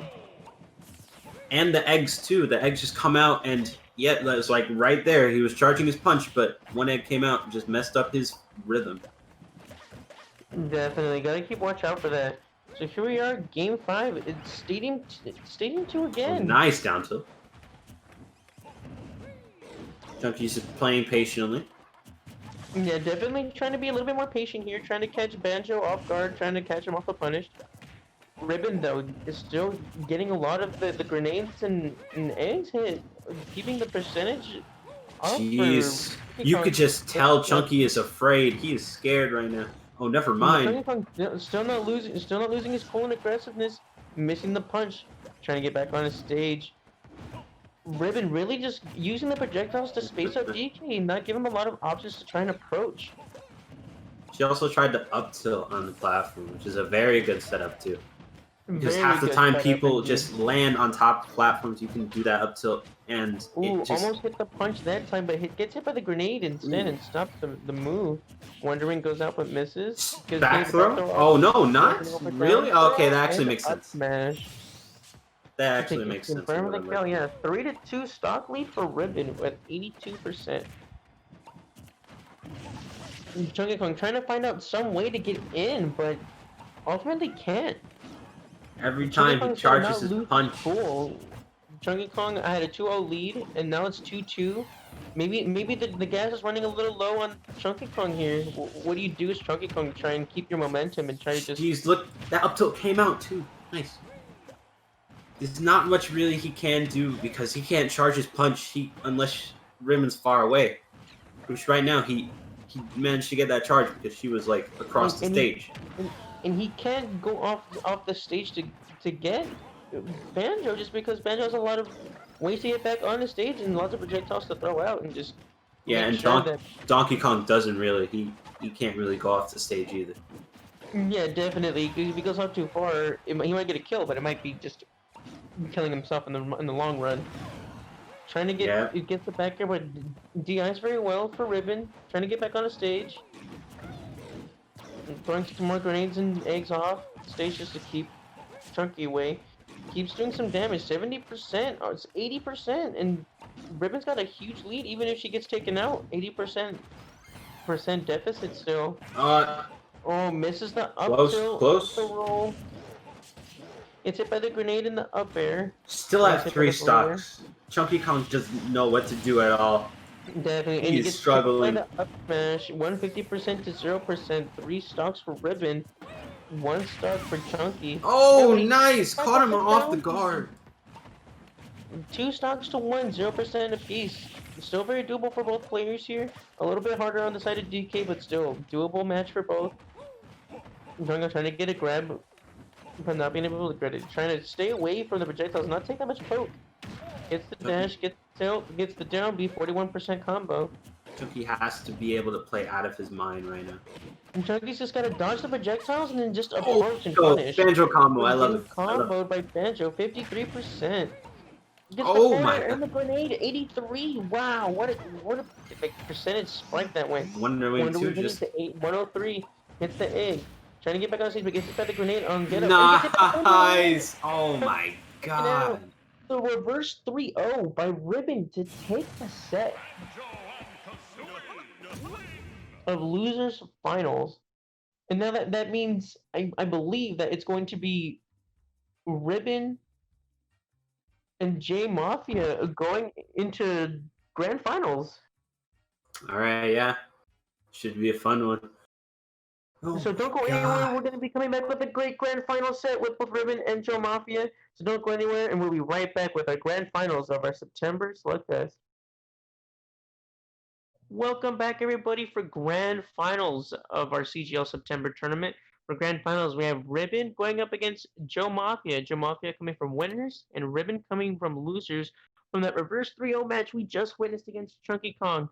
Light, how do you feel about the Joe Mafia versus Ribbon matchup? Do you think Ribbon's going to keep going with Banjo, or do you think they're going to be going back to maybe Pokemon Trainer or maybe Pac-Man against Joe Mafia's ridiculous Rob?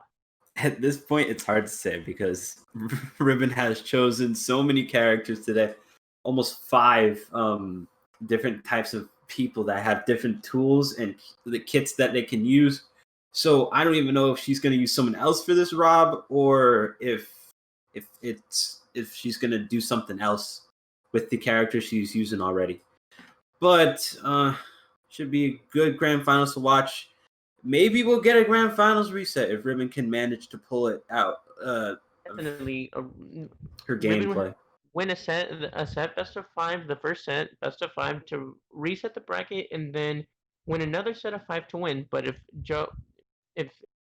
Mafia ends up winning this first set, best of 5, then he wins the tournament. So it can go either way here. Definitely doable. Ribbon is a little bit kind of on a momentum push after winning that reverse 3-0. So maybe she can come back and win this and bring the set back and maybe come up with a losers bracket victory, and maybe Joe Mafia can shut it down and maybe just take the win. Who knows? But we'll have to definitely see this exciting matchup between Ribbon and Joe Mafia.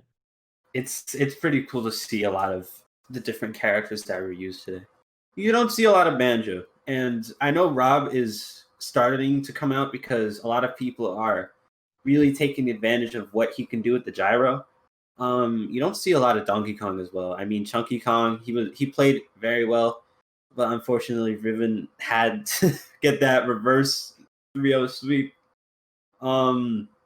But a lot of different characters were used during this tournament, and it really goes for show that it can really just be any. It can really go anywhere. So we're gonna have to see. Wow.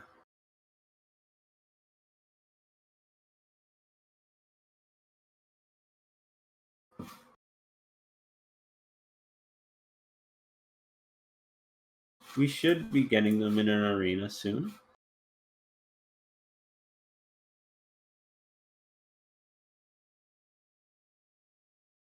I hope everyone's having a good Thursday so far. I mean, it's been a pretty wild one so far from this tournament. I know a lot of us here at CGL, we've tried our best to make the best tournament for you for this September Slammers. So if you can, just make sure you try and follow us down. It doesn't take a lot of effort. Just show us some love because we try our best for you guys. And we just always like to have a good time with some Smash. So I hope everyone enjoys grand finals, as these two are going to put on a real show tonight.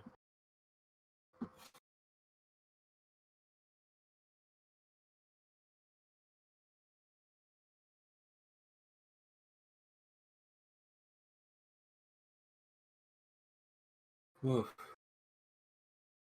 Don't know what's currently going on, but I guess we're just waiting for them to go in to the arena. So, okay, Ribbon's in the bathroom. Okay. Oh, okay, they're So taking. right now. Okay. Bad. I don't know if your microphone is bugging out or anything like that. I'm back. Yeah, sorry for the technical difficulties. It happens. Yeah, it's fine. I I don't know. I'm just very excited to see grand finals. I mean, any grand finals of any bracket is pretty fun to watch. So no doubt we're Definitely. gonna have another good one. Very high caliber players such as Ribbon and Joe Mafia, very good players as you've seen throughout the tournament and the stream here, as you've seen both of them play both each other. In fact, they've played, and Ribbon had been taken to losers by Joe Mafia, so it's good to see the comeback here within Yep. grand finals as the revenge arc begins between both Ribbon and Joe Mafia here with this grand final set. It should. What did Ribbon use before? Ribbon- Did she Ribbon- go Ribbon- Pac-Man? Um, Yeah. At this point, but she lost to Joe Mafia, right? yeah, she got sent to losers by Joe Mafia earlier. She played Pac-Man against Rob, and Joe Mafia's Rob just sent her back. Honestly, I it don't was- think well, it's a good matchup to go with that again. I mean, so- obviously, if you knew you lost with one character and it didn't go too well, she's probably going to go with the Banjo pick. Yeah. So, what would be your game plan as for, say you're Joe Mafia and you're playing against who's on a momentous streak after reverse 3-0ing, kind of got the hype factor behind her. How do you play up against that momentum of Ribbon's Banjo with your Rob? Oh. Pac-Man. It goes This to is gonna be Banjo. some final Interesting. destination. Final destination. J Mafia and Ribbon start off this grand finals on Final Destination. Oh my Going back gosh. and forth with projectiles here, as usual with between a Rob player and Pac-Man. Getting some forwarders in, charging up roots. Ooh, and the ghost hits with the up smash. Ooh. Hitting the driver to kind of get some space. The nair. Oh, nice, gyro, nice. Forwarder. Combos. Oh, hits the laser. Oh, hits the hydrant. It just misses the Oh gyro. my As he gosh. gets the down air, but misses. Oh, but gets the side air. Trying to keep Ribbon at bay. I don't know if that was good or not. Yeah. Stage. She wave dashed right into that. I don't think she was ready or prepared. No, I don't think so either, but J Mafia gets the Beyblade off the side of this map and gets the kill, putting Ribbon at a little bit of a disadvantage here, 2-3 against J Mafia. He said, "Let it rip." That's why I think Rob is so common and fun to watch, and that's why many people have been picking him up because he's just that good of a character. Yeah, Rob definitely has a lot of utility and a lot of just great frame data to just take out a lot of characters that people just underestimate Rob.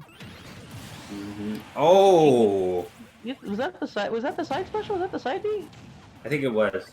And then the side B takes out Joe Mafia, but it's still 87.5% lead for J Mafia here. 2 stocks to 2 for both players. Ribbon trying to stack some percentage against J Mafia, but J Mafia can literally float back almost from a lot of distances. Hits the up air to keep Ribbon back, but it hits the Oh, down air. wow. She was a little bit to the left of the trampoline. She would have probably hit the trampoline and jumped back, but just the angle she got hit at just sent her back, and now it's a 2-1 lead for J Mafia. And 27% too, so quite a fantastic lead for J Mafia to kind of just pick up and run with, and try and just pick up some damage on Ribbon. Ribbon just getting assaulted. It's the Beyblade, but it's not going to be enough to kill at that percent. Oh yeah. Whoa. Oh, close to getting that Beyblade again. Yeah, almost gets the Beyblade off stage again. Ribbon just trying to get some damage off of J Mafia, but J Mafia just keeps hitting everything from gyros to nairs to up airs and even the You name laser. it. She gets Wow. the belt, picks it up again, and drops it, but just as a side mesh. But but gets the up smash It's- from J Mafia and finishes game 1. So crazy. Stock lead, and J Mafia takes game 1 on Final Destination. Maybe, I don't know, Ribbon has to change something up. This Pac-Man thing is looking just like the one that we saw earlier Definitely.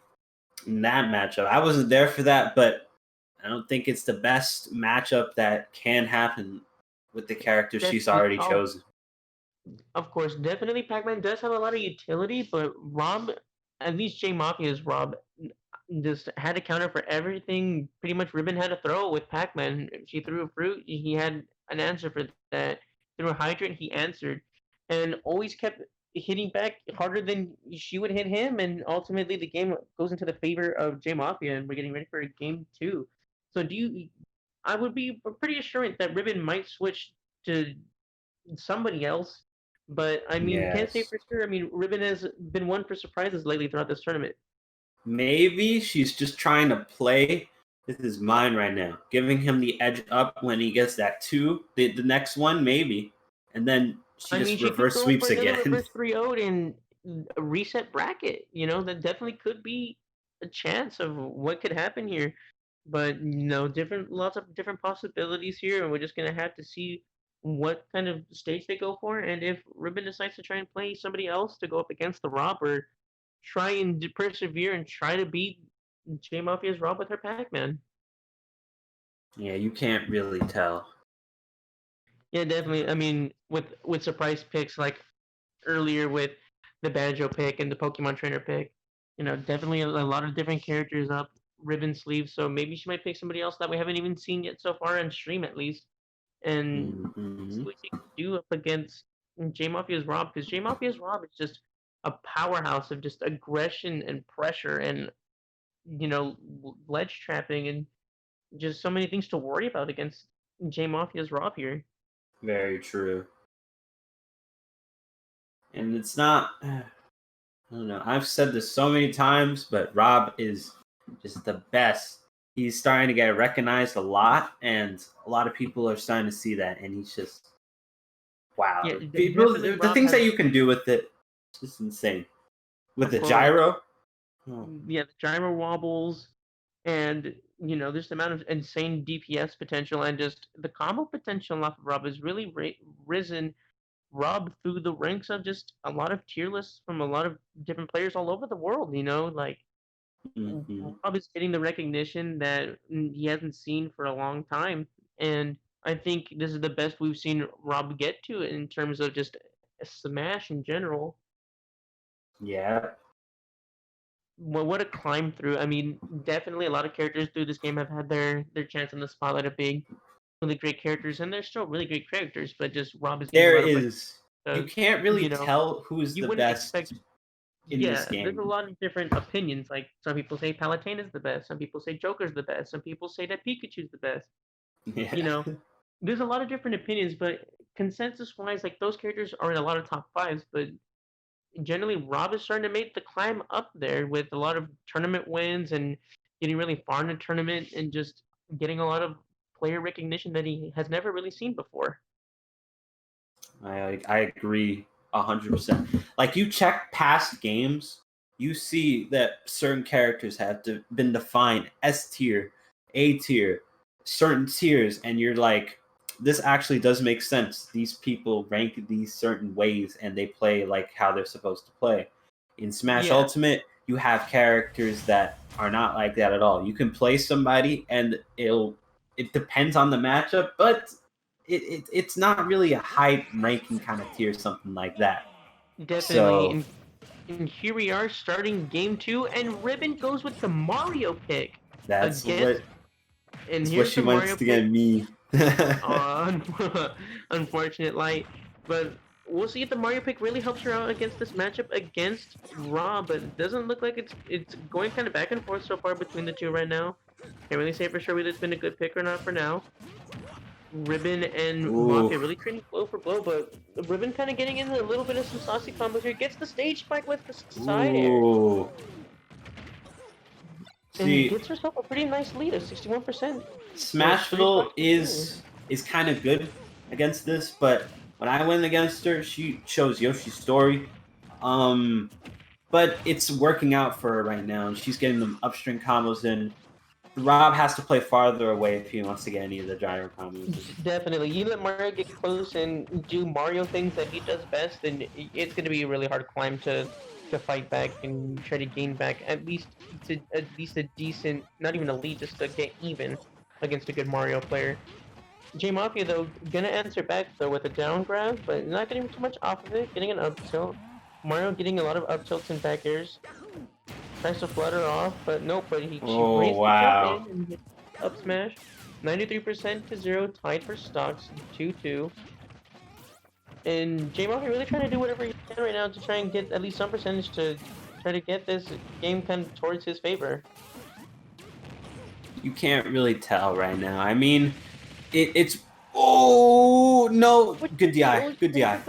Good DI, but oh, and she makes it just barely. Good DI by Ribbon there. Agreed with you on that one, Light. See, It's a you little can't bit really fluffy. tell because this game is technically even. I mean, we saw the Rob. He's at 100%. Ribbon was at like 0 and managed to bring it all the way up. This game is... Yeah, we're both at 100%. J Mafia a little bit of a percentage deficit, but percentage really doesn't matter, at least at these high percentages, because one good throw, one good move is going to be the difference between getting yourself a lead. And look at, there we are. This in practice hits the down smash and puts himself in the lead against Ribbon, 2 stocks to 1, and getting combos 63, 69%. That's... Oh, gets the side B, gets the Beyblade off, and Oh my gosh. 2 games to 0 against Ribbon, the Rob, shutting down Ribbon's Mario. Ribbon doing a really good job of trying to come back with the Mario, but just wasn't just that little bit of a spark enough to really start that flame of a comeback. But still, good valiant try from Ribbon there. Really good try from both players, and you know, J Mafia is still putting in a valiant was work. definitely putting in that work. Definitely. Like at first, like, it had a pretty good decent lead, but you know, J Mafia answered back and just commanded the stage after a while. Yeah, she did get that spike off at the start, but seems like she couldn't just keep up that heat. Off the start, yeah. So we could see, like, at the second stock, the Rob was at 100%, managed to bring Ribbon up to 100%, without a question, without a doubt. You can't really tell these matches if they're the same or if there's some, because always something can happen. Yeah, definitely. You know, these matches can go either way, and J Mafia took the deficit and just came up with getting himself the lead and just ran with it, and ultimately gave himself game 2 and 1 game away from taking away this entire tournament. Wow. It's 2 games just, to 0. I think Ribbon has to change something. I mean, she did win Mario, but on a stage that really isn't that best. I mean, I would definitely not have gone Smashville for that. Definitely not. But she did get that spike at the start. I'm not gonna discredit her for that. No, because that was really good. She goes Belmont, Simon Belmont. What a saucy pick we're seeing here, Simon Belmont. A really easy character to kind of keep off the stage, but she has something planned. And she's got to have a game plan in mind. She's probably gonna use the range of the Belmont and the projectile spam of Belmont to try and keep Rob away. But we got to see how this goes. If gets the up tilt, gets the nair, gets the back, throws the axe. Oh, the axe! 64%. Pretty good damage off of Belmont so far. Ribbon kind of utilizing the range of Belmont to her advantage. Gets the up B. You can keep them off the stage. Off of Mafia. You keep them off the stage, you're fine. Because if Ribbon just gets them off, then the edge guard. Oh, that is. Oh, the SD. SD. Oh no, that is Mafia. Unlucky. Very unfortunate for Mafia, putting himself now at a deficit of 2 stocks to 3, and Belmont is at a pretty safe 82% so far. Still be able to be killed. But still, Ribbon getting that extra credit damage off on Mafia, 49%. Oh! Ooh, getting some Jadlock combos out of Mafia. Almost gets the down air, and tries to go down smash, but gets ultimately hit out. Misses that too. Definitely did not see a Simon Belmont pick from the cards. Never. It's working. It is working. Is working. I mean, the projectile spam is basically welcome to Simon Belmont's obstacle course of trying to dodge every single projectile he can throw. Right now, he has 4 projectiles. Oh, okay, never mind, because the gyro went away. But he had 4. And look, that's gonna be the end of Simon. But 120% lead for Ribbon here. Pretty good, solid lead. But okay. Gets the up B for Ribbon, but not gonna be enough to kill. Once you're in a Rob combo, it is nice. Kills 34% the second stock. What a really good lead for Ribbon here. quite a comeback with the Simon Belmont pick, but nobody saw coming. Once you're in a Rob combo, it's just so hard to get out of it. And by the time you do Definitely, get but out if of you it, let- you're like at a higher percent. Definitely, but if you let Simon Belmont or Rector Belmont control the stage, it's going to be very hard for you to kind of come out unscathed without even taking that much damage. Also true. Oh my gosh, you don't want Simon to ever control. Oh, But gets hit by the down air and taken down. Now it's at a this is pretty not comfortable- over. It's This not is not over. over until we say it's over. 8%, 77 for Ribbon's Taking hitting the him up. projectile. Taking him- 89%. This Ribbon is so not giving close. up yet. 101, trying to come back, but at least again gets the axe at 118. Oh! Gets up there and gets the team. It reached. Wow. Ribbon gets game 3 in her favor with the Simon Belmont pick. See, just so many characters she's able to use. God Wow. damn. What a character pool. What a switch. This like, is her sixth character you think it now. was going to be the Banjo pick? No, it's not going to be Banjo. You thought it was going to be Pokemon Trainer? No. You thought she was going to try and push through with Pac-Man? No. She comes up with Simon Belmont. I've That never was a would've very thought good all the play characters in the pick. roster that Ribbon would come out with Simon Belmont pick to try and counter Yeah, the Belmont Rob and name. worked out in her favor. Because Simon Belmont Really is did. kind of in some terms a kind of easy character to kind of keep away, gimp off the stage, and take the win from. But obviously, as you see, if you can play Simon pretty well, you can kind of keep control against a really good character like Rob and still take the win. She's kind of getting me on a little bit of a tangent here because she could reverse sweep again if And do it doesn't again. have an answer. If the Rob does not have an answer, J Mafia. If you don't have an answer for that, because she was controlling and having that stage as much as she wanted, the Rob cannot do anything about it. But the Rob did put a good effort, though. It was a one-on-one stop It was very good. at the end, so we can't count out. And Oh, goes up the cross. whoa! Her See, seventh look, character. Everybody's here. It's literally watching the Smash like trailer. Everybody's here to fight J Mafia one by one. Come one, come all. Crom is Dave, here. See, Character swaps throw people off guard because you don't know what to expect. Rob was waiting for probably Simon Belmont again. Nope, here comes Crom. Maybe One the of better stage swordsmen had in to the deal game. with that too, because they're on Battlefield now. And Crom is such a very good swordsman of good speed, pressure, and damage. If you let Crom kind of get some momentum, Crom is going to just control how you play, and it's not. Oh, you got the Ooh, you got the jab. J block. Mafia is Oh, gonna, poor Ribbon, not being able to get it back on stage. you got the. Oh no, that's Pick it back again. no way. No. Oh my gosh, that is. So, 3-1. This could literally be it for J Mafia. Could win this and take Ribbon out and win. no the way, no tournament. way, no way, no way. No. Okay, Okay, get back. Ooh, that was a little questionable there. Crom kind of trying to come back with a 3-1 deficit, 65%. Whoa, So, Beyblade. the Beyblade coming out. This look. Oh, Oh, the counter. counter. It's gonna kill. Oh, but no. But the DI coming in from J Throw that Mafia. projectile. Nice. Oh, and hits the gyro to get her off with the back air. See, it's not impossible. But Definitely not. it's- 50%, oh, it's no. 0%, 2 stocks to 1. Oh, this looks She jumped very, out of it. very hard, but it's It's definitely doable. oh, it's going. It's Oh, okay. not enough. She saved But the herself. up She there saved kind of herself. doesn't make it. She jumps up, goes for the uppy, makes it on the stage just barely 117% to 2 stocks to 65%. Very doable for Crom, but very, very hard. Tries to go for the side smash, but gets hit out of it. The laser trying to get her Ooh. off. Oh no, Oh, that's gonna be it. That's gonna be That's game. it. And J Mafia wins grand finals J against Mafia Ribbon. popped off there. Man, J Mafia knowing what to do against Crom, not really phased by the character switch. you could just like she basically didn't have a second stock. Just put that in words. She didn't have a second stock because of how And that's fast he why- took it. Even though Crom is a bit of a higher tier swordsman, he's below some of the other swordsmen just because of how easily gimped Crom can be. Crom What a doesn't really grand have that finals. high mobility in the air, so getting a hit off the stage on Crom trying to get back is going to basically give you that stock for free, and that's all you can really do is just fall and just accept that that's it and it's over. I feel like Belmont would have just been better on Battlefield there. what a character switch goes from Pac-Man to Belmont and then to Crom. If you want to put I in mean, perspective, she was obviously, Byleth, Mario, Pac-Man, definitely, and Banjo, Mario as well. Mario was definitely picked in that set as well, and Simon, and who was the other one? it was Pac-Man, Mario, Belmont, and then Crom.